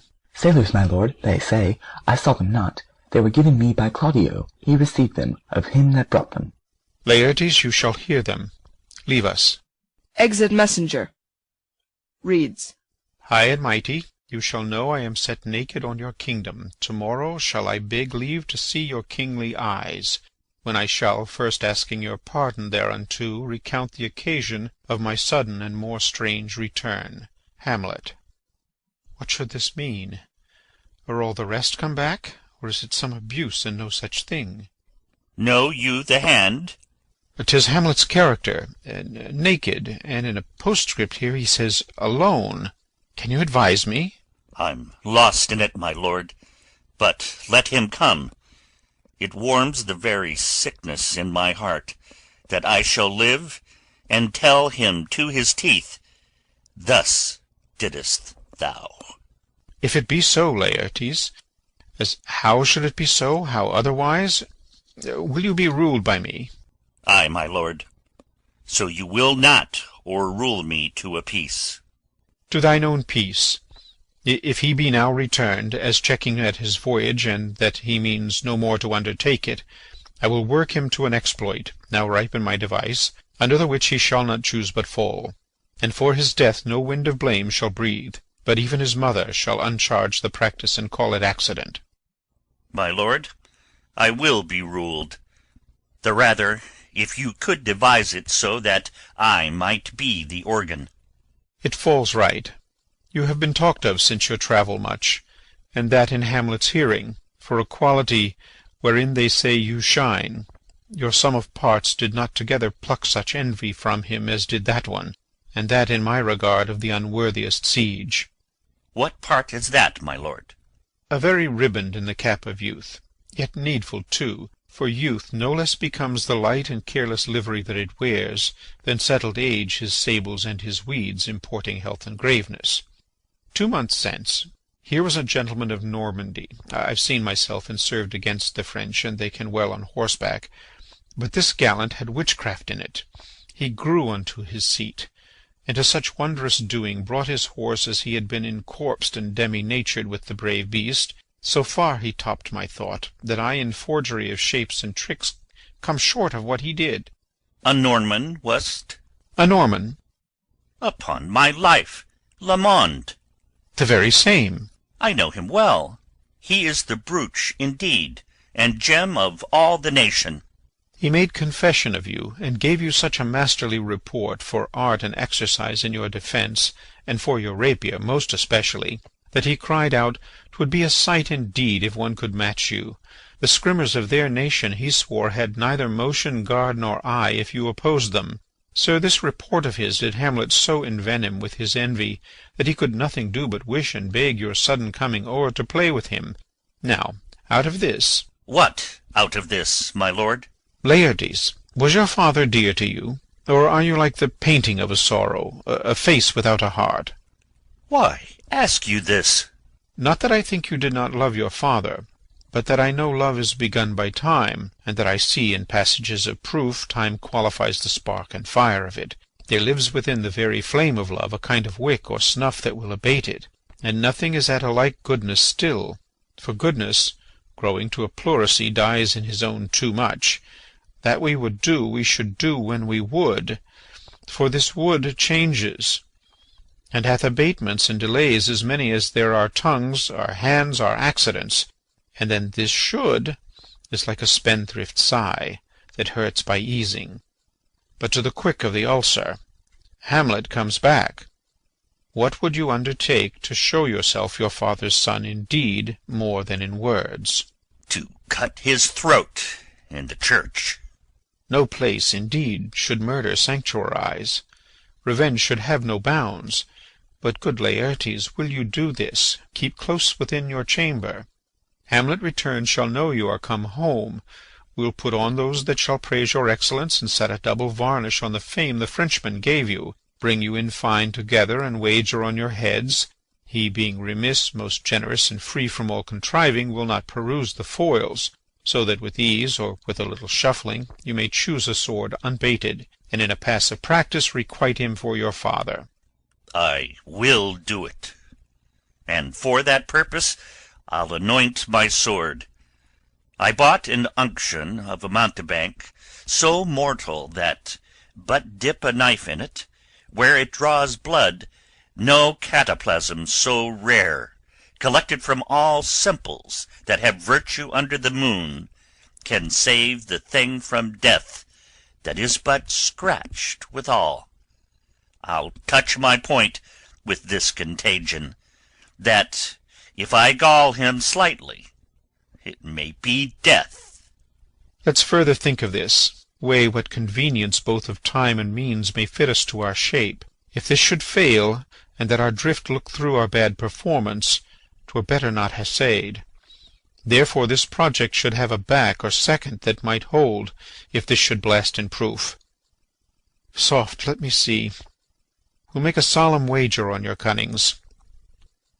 I have, when in your motion you are hot and dry, as make your bouts more violent to that end, and that he calls for drink, I'll have prepared him a chalice for the nonce, wherein but sipping, if he by chance escape your venomed stuck, our purpose may hold there. Enter Queen Gertrude. How now, sweet queen? One woe doth tread upon another's heel, so fast they follow. Your sister's drowned, Laertes. "Drowned? Oh, where?" There is a willow grows aslant a brook, that shows his hoar leaves in the glassy stream. There with fantastic garlands did she come, of crowflowers, nettles, daisies, and long purples, that liberal shepherds give a grosser name, but our cold maids do dead men's fingers call them.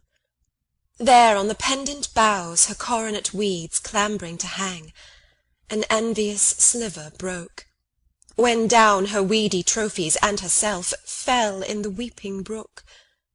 Her clothes spread wide, and mermaid-like awhile they bore her up, which time she chanted snatches of old tunes, as one incapable of her own distress, or like a creature native and endued unto that element. But long it could not be, till that her garments, heavy with their drink, pulled the poor wretch from her melodious lay to muddy death. "Alas, then she is drowned?" "Drowned, drowned." "Too much of water hast thou, poor Ophelia, and therefore I forbid my tears. But yet it is our trick. nature her custom holds. Let shame say what it will. When these are gone, the woman will be out.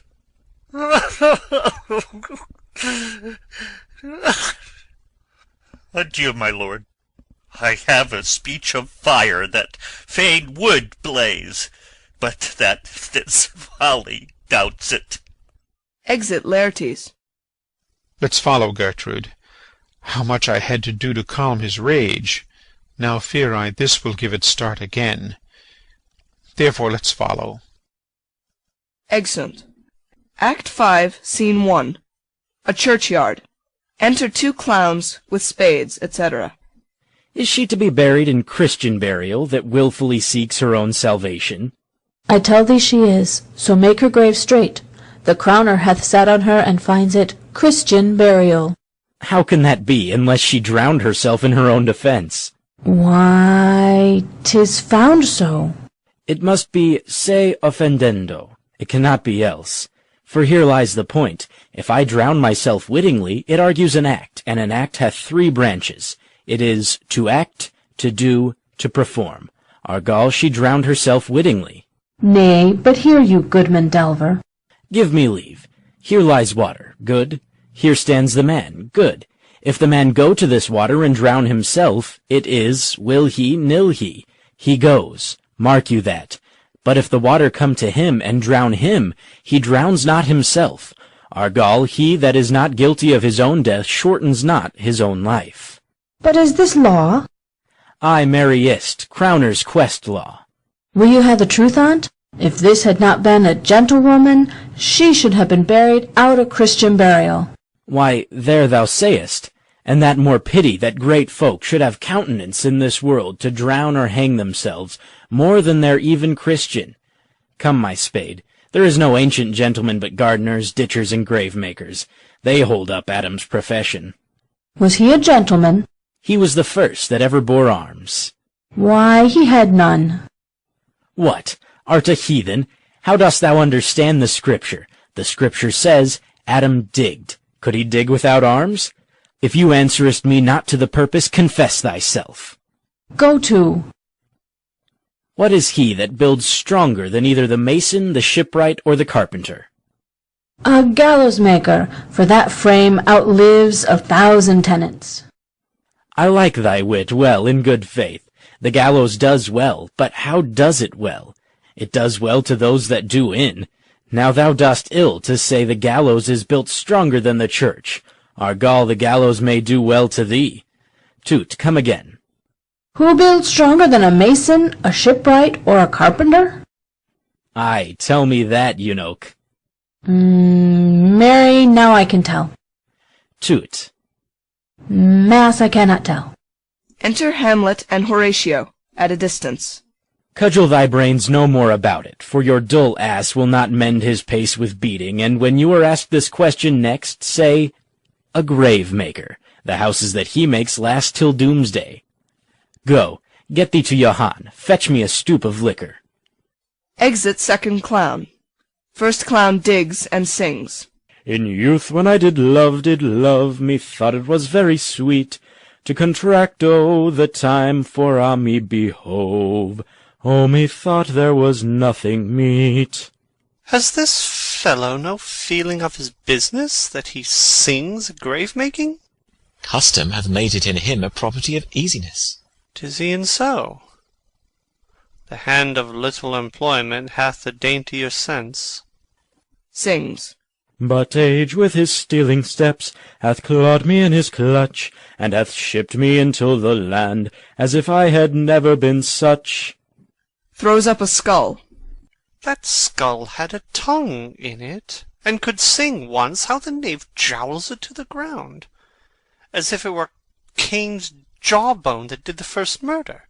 It might be the pate of a politician, which this ass now o'erreaches. One that would circumvent God, might it not?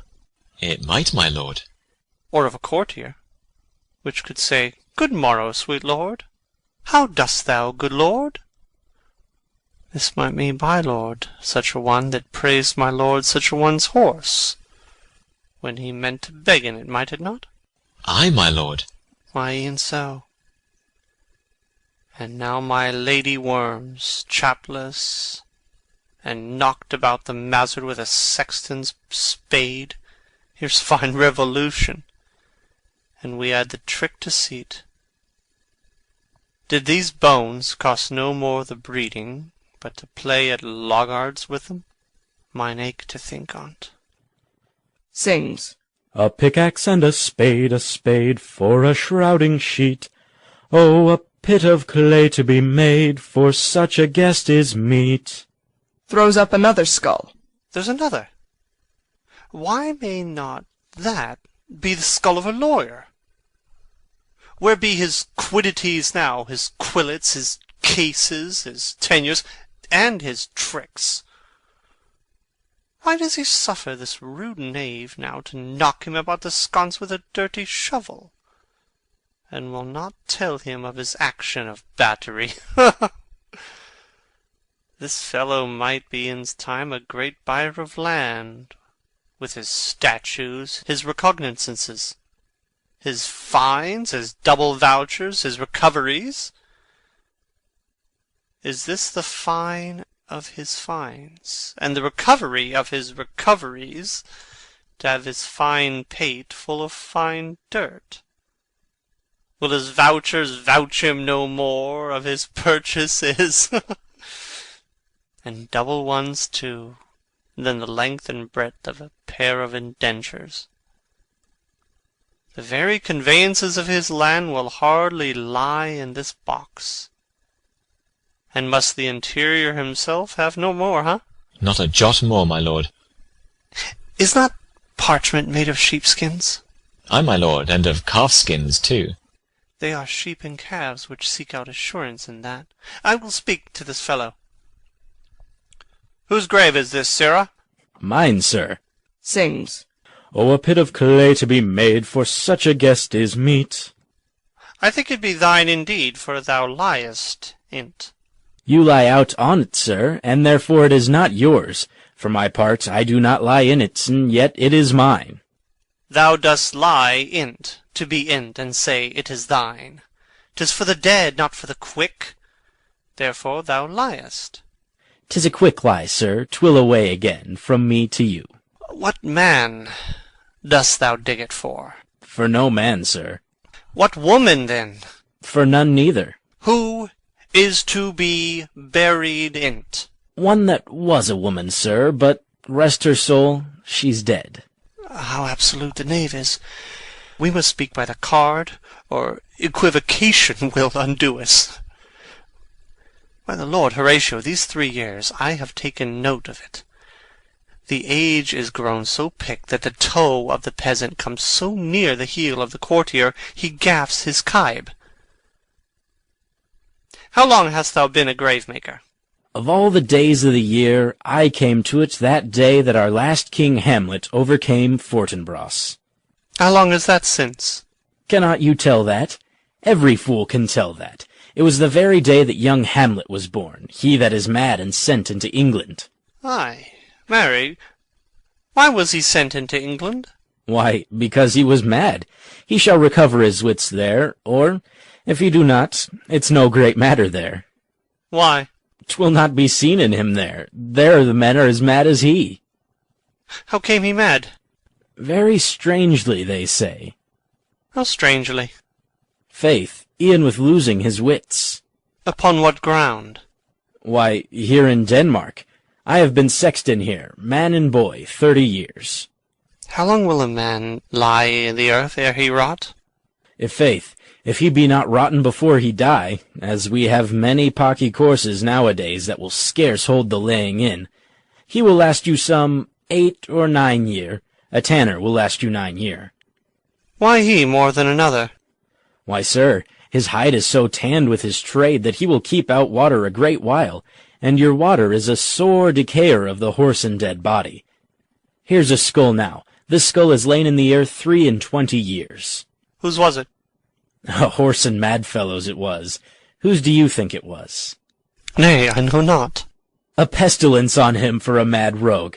I poured a flagon of Rhenish on my head once. This same skull, sir, was Yorick's skull, the king's jester. This? In that. Let me see. Takes the skull. Oh, alas, poor Yorick. I knew him, Horatio, a fellow of infinite jest, of most excellent fancy. He hath borne me on his back 1,000 times. And now? How abhorred in my imagination it is, my gorge rims at it. He hung those lips I have kissed I know not how oft. Where be your jibes now? Your gambols, your songs, your flashes of merriment that were wont to set the table on a roar? Not one now, to mock your own grinning? Quite chapfallen. Now, get you to my lady's chamber, and tell her. Let her paint an inch thick, to this favour she must come. Make her laugh at that. Prithee, Horatio, tell me one thing. What's that, my lord? Dost thou think Alexander looked o' this fashion in the earth? E'en so. And smelt so? Oh! Puts down the skull. E'en so, my lord. To what base uses we may return, Horatio? Why may not imagination trace the noble dust of Alexander, till he find it stopping a bunghole? 'Twere to consider too curiously to consider so. No, faith, not a jot, but to follow him thither with modesty enough, and likelihood to lead it. As thus, Alexander died, Alexander was buried. Alexander returneth into dust, the dust is of earth. Of earth we make loam. And why of that loam, whereto he was converted, might they not stop a beer barrel? Imperious Caesar, dead, turned to clay, might stop a hole to keep the wind away. Oh, that earth, which kept the world in awe, should patch a wall to expel the winter flaw. Soft, but soft aside, here comes the king. Enter priest, etc. in procession. The corpse of Ophelia, Laertes, and mourners following. King Claudius, Queen Gertrude, their trains, etc. The queen, the courtiers, who is this they follow? And with such maimed rites, this doth betoken the course they follow did with desperate hand fordo its own life. 'Twas of some estate. Couch we a while and mark. Retiring with Horatio. What ceremony else? That is Laertes, a very noble youth. Mark. Her obsequies have been as far enlarged as we have warranties. Her death was doubtful. And, but that great command o'ersways the order, she should in ground unsanctified have lodged till the last trumpet. For charitable prayers, shards, flints and pebbles should be thrown on her. Yet here she is allowed her virgin rites, her maiden struments, and the bringing home of bell and burial. Must there no more be done? No more be done. We should profane the service of the dead to sing a requiem and such rest to her as to peace-parted souls. Lay her in the earth, and from her fair and unpolluted flesh may violets spring. I tell thee, churlish priest, a ministering angel shall my sister be when thou liest howling. What's a fair Ophelia? Sweets to the sweet, farewell. Scattering flowers. I hoped thou shouldst have been my Hamlet's wife. I thought thy bride bed to have decked, sweet maid, and not have strewed thy grave. Oh, treble woe fall 10 times treble on that cursed head, whose wicked deed thy most ingenious sense deprived thee of. hold off the earth awhile, till I have caught her once more in mine arms. Leaps into the grave. Now pile your dust upon the quick end, dead, till of this flat a mountain you have made, to o'ertop old Pelion, or the skyish head of blue Olympus. Advancing. What is he whose grief bears such an emphasis? Whose phrase of sorrow conjures the wandering stars and makes them stand like wonder-wounded hearers? This is I, Hamlet the Dane. Leaps into the grave. The devil take thy soul. Grappling with him. Thou prayest not well, I prithee. Take thy fingers from my throat. For though I am not splentive and rash, yet I have something in me dangerous, which let thy wiseness fear. Hold off thy hand. Pluck them asunder. Hamlet! Hamlet!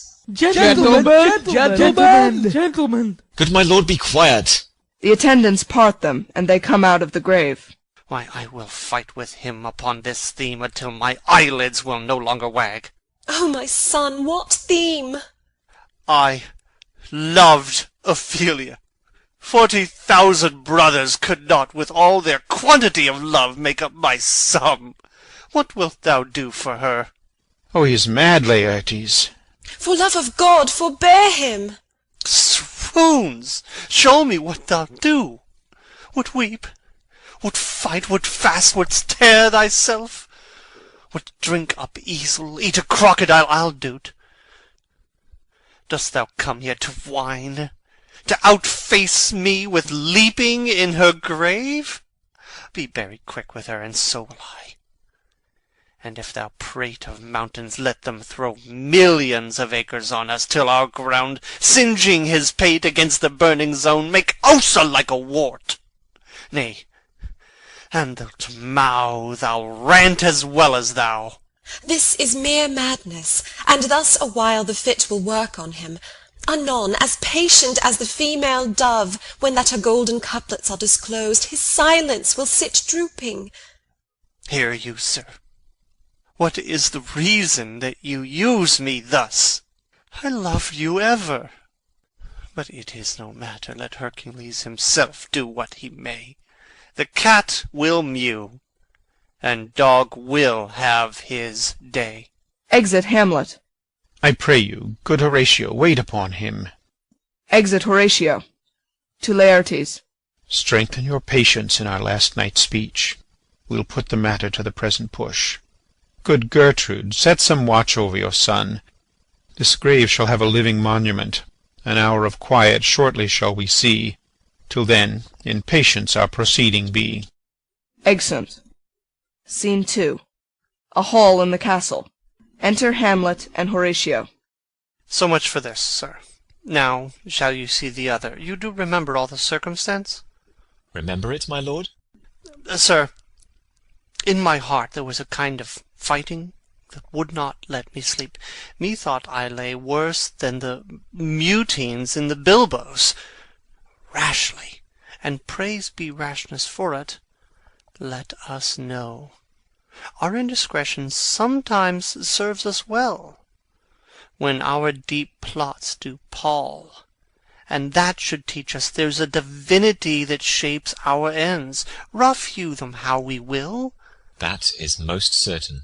Up from my cabin, my sea-gown scarfed about me, in the dark groped I to find out them, had my desire, fingered their packet, and in fine withdrew to mine own room again, making so bold, my fears forgetting manners, to unseal their grand commission, where I found Horatio a royal knavery, an exact command, larded with many several sorts of reasons, importing Denmark's health, and England's too, with, oh, such bugs and goblins in my life, that on the supervised no leisure bated, no, not to stay the grinding of the axe, my head should be struck off.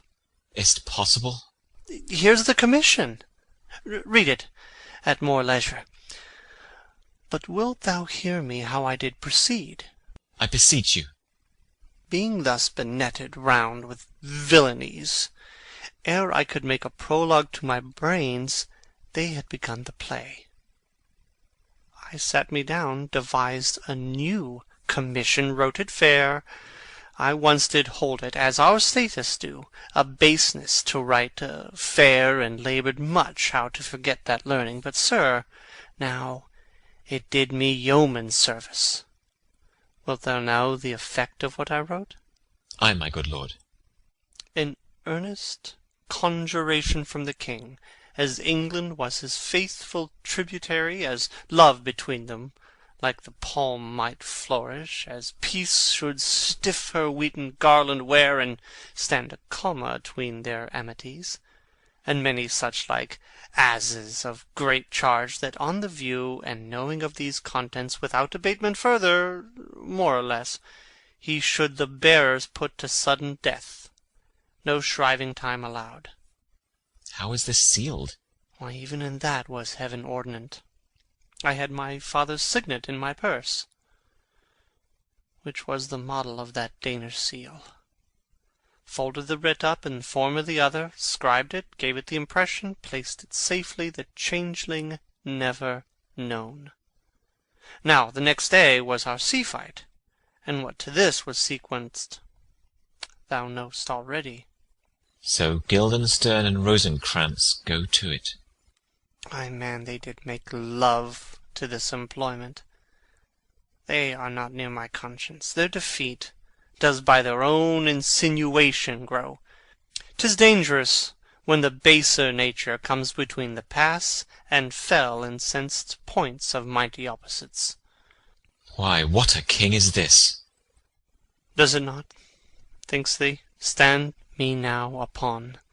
He that hath killed my king and whored my mother, popped in between the election and my hopes, thrown out his angle for my proper life, and with such cozenage, is not the perfect conscience to quit him with this arm? And is not to be damned to let this canker of our nature come in further evil? It must be shortly known to him from England what is the issue of the business there. It will be short. The interim is mine, and a man's life no more than to say one. But I am very sorry, good Horatio, that to Laertes I forgot myself. For by the image of my cause I see the portraiture of his. I'll court his favours, but sure the bravery of his grief did put me into a towering passion. Peace! Who comes here? Enter Osric. Your lordship is right welcome back to Denmark. I humbly thank you, sir. Dost know this Wanderfly? No, my good lord. Thy state is the more gracious, for 'tis a vice to know him. He hath much land and fertile. Let a beast be lord of beasts, and his crib shall stand at the king's mess. 'Tis a show, but, as I say, spacious in the possession of dirt. Sweet lord, if your lordship were at leisure, I should impart a thing to you from his majesty. I will receive it, sir, with all diligence of spirit. Put your bonnet to his right use, 'tis for the head. I thank your lordship. It is very hot. No, believe me, 'tis very cold, the wind is northerly. It is indifferent cold, my lord, indeed. But yet methinks it is very sultry and hot for my complexion. Exceedingly, my lord. It is very sultry, as it were. I cannot tell how. But, my lord, his majesty bade me signify to you that he has laid a great wager on your head. Sir, this is the matter.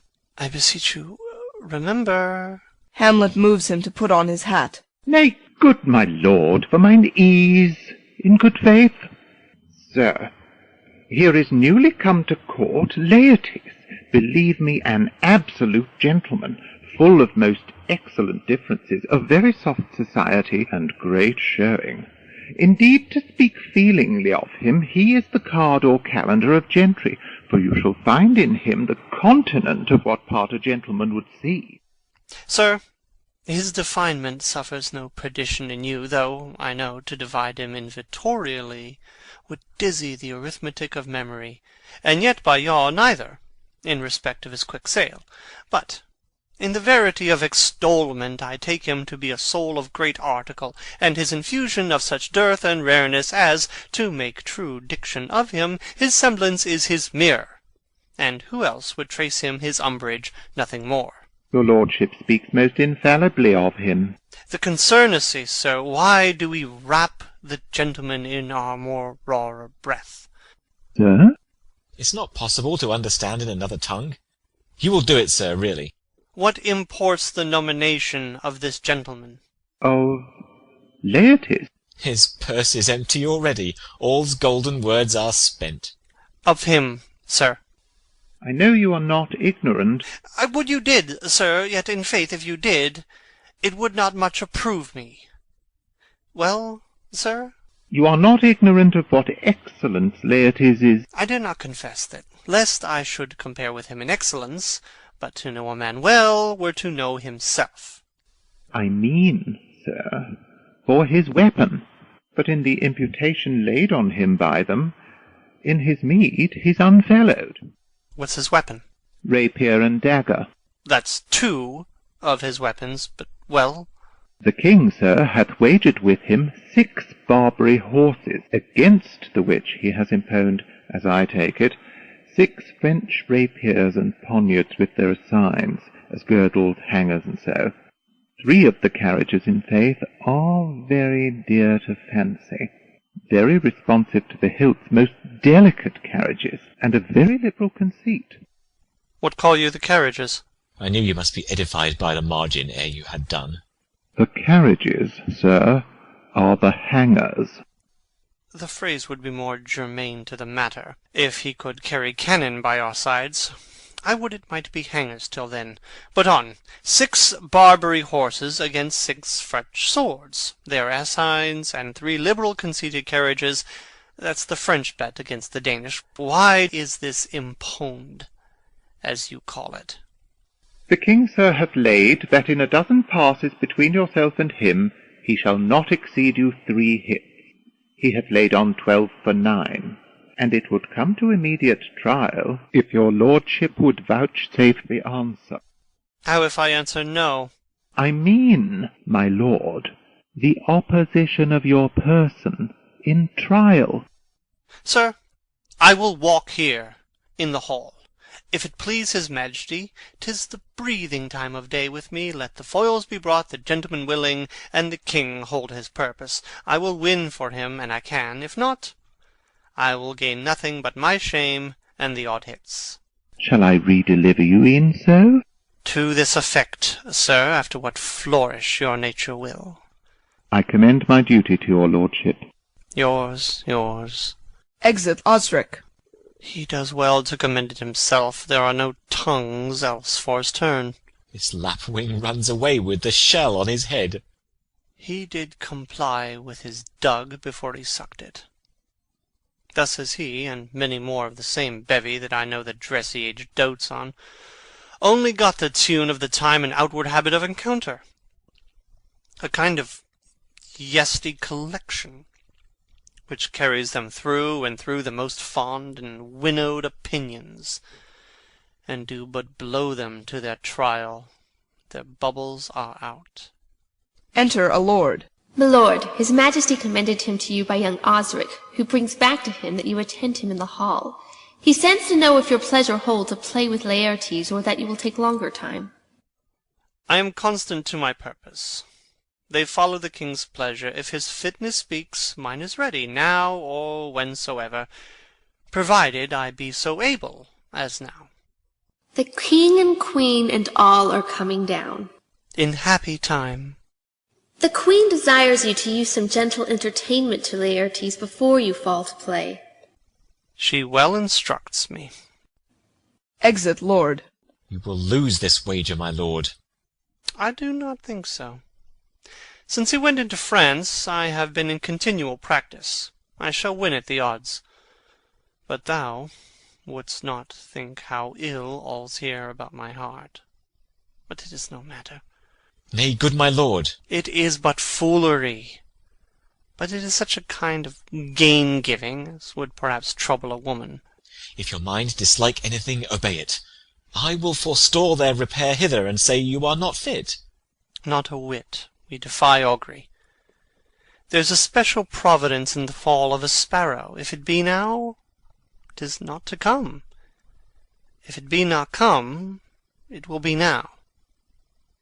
If it be not now, yet it will come. The readiness is all. Since no man has aught of what he leaves, what is't to leave betimes?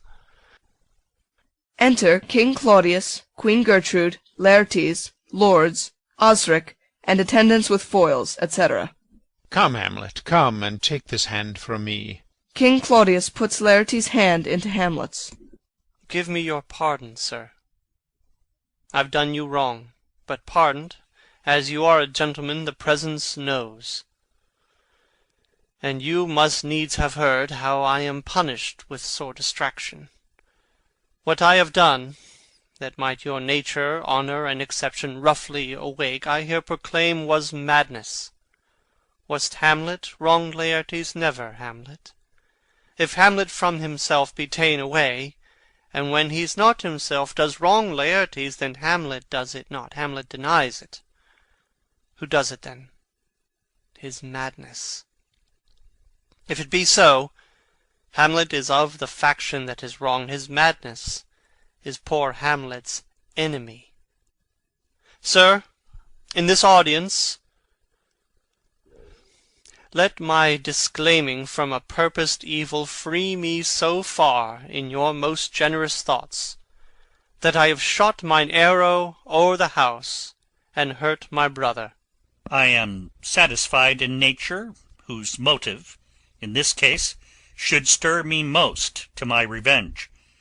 But in my terms of honour I stand aloof, and will no reconcilement, till by some elder masters of known honour I have a voice and precedent of peace, to keep my name ungored.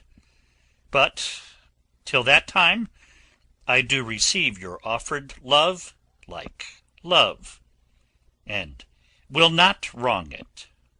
I embrace it freely, and will this brother's wager frankly play. Give us the foils. Come on. Come, one for me. I'll be your foil, Laertes. In mine ignorance your skill shall, like a star in the darkest night, stick fiery off indeed. You mock me, sir. No, by this hand. Give them the foils, young Osric. Cousin Hamlet, you know the wager. Very well, my lord. Your grace hath laid the odds o' the weaker side. I do not fear it. I have seen you both. But since he is bettered, we have therefore odds. This is too heavy. Let me see another. Slikes me well. These foils have all a length. Ay, my good lord. Set me the stoups of wine upon that table. If Hamlet give the first or second hit, or quit in answer of the third exchange, let all the battlements their ordnance fire.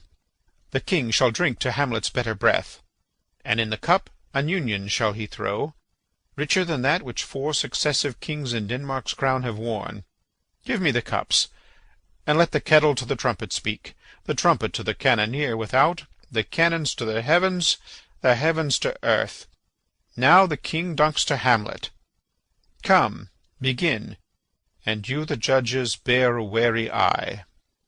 Come on, sir. Come, my lord. They play. 1. No. Judgment. A hit. A very palpable hit. Well, again. Stay, give me drink. Hamlet, this pearl is thine. Here's to thy health. Trumpets sound, and cannon shout off within. Give him the cup. I'll play this bout first. Sit by a while. Come. They play. Another hit. What say you? A touch. A touch, I do confess. Our son shall win. He's fat and scant of breath.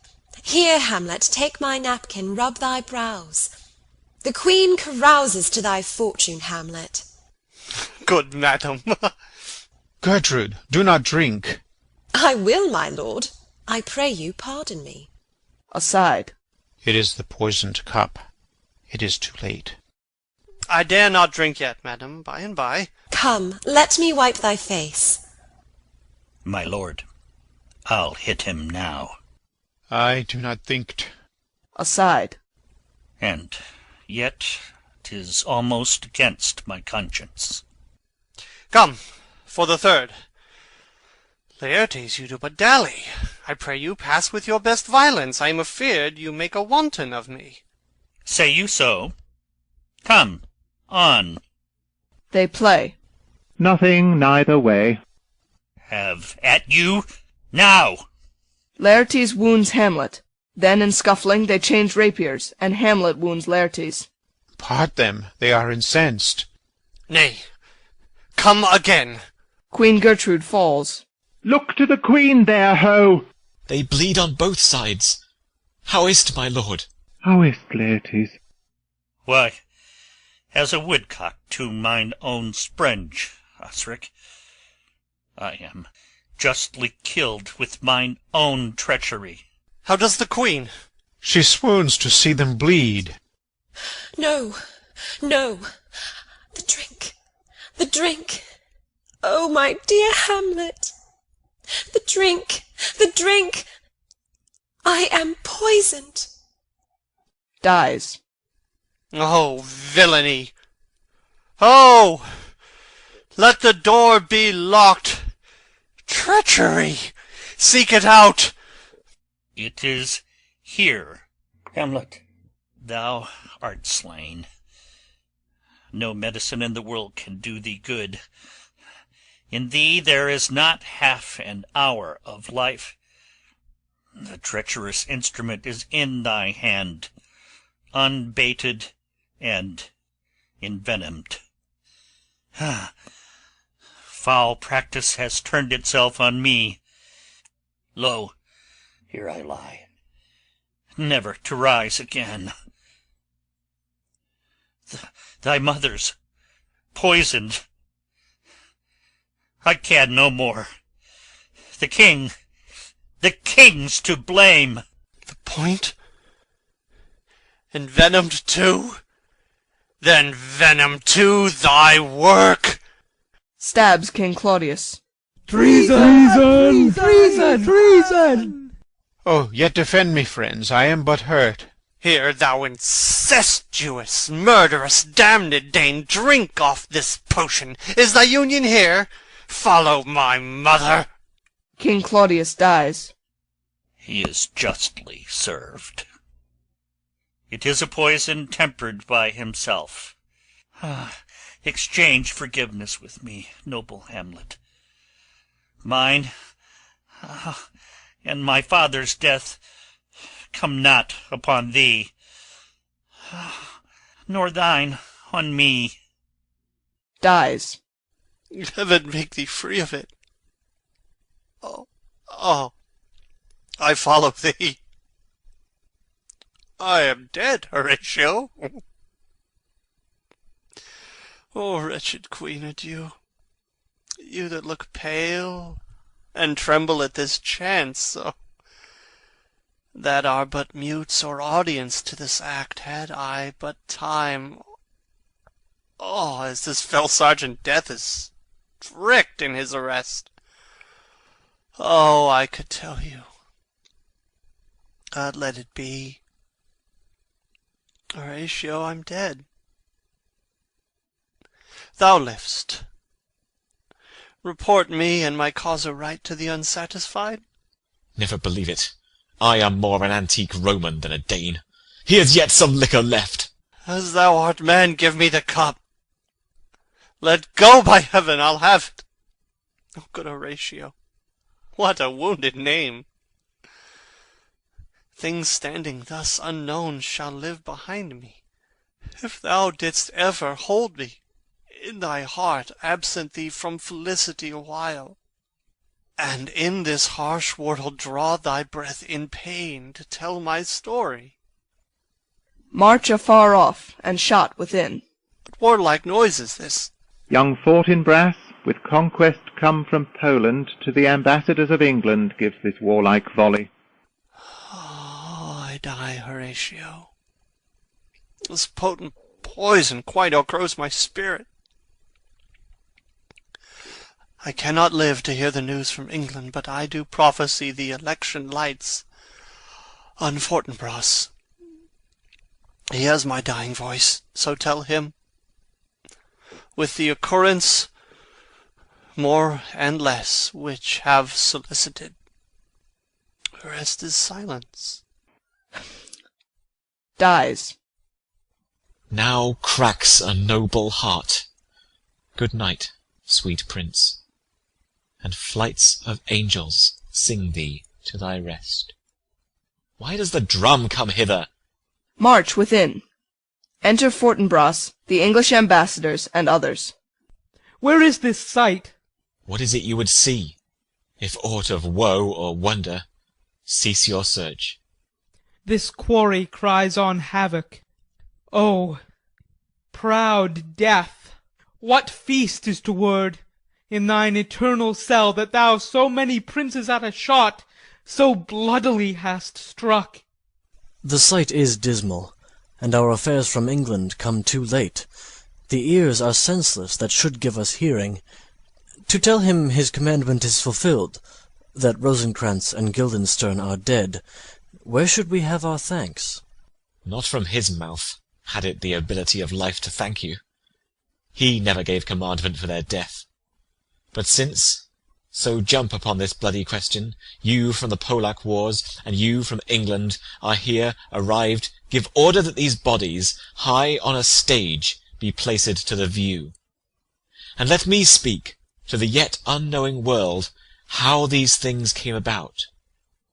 So shall you hear of carnal, bloody, and unnatural acts, of accidental judgments, casual slaughters, of deaths put on by cunning and forced cause, and, in this upshot, purposes mistook, fallen on the inventors' heads.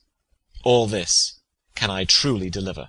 Let us haste to hear it, and call the noblest to the audience. For me, with sorrow I embrace my fortune. I have some rights of memory in this kingdom, which now to claim my vantage doth invite me. Of that I shall have also cause to speak, and from his mouth whose voice will draw on more. But let this same be presently performed, even while men's minds are wild, lest more mischance on plots and errors happen.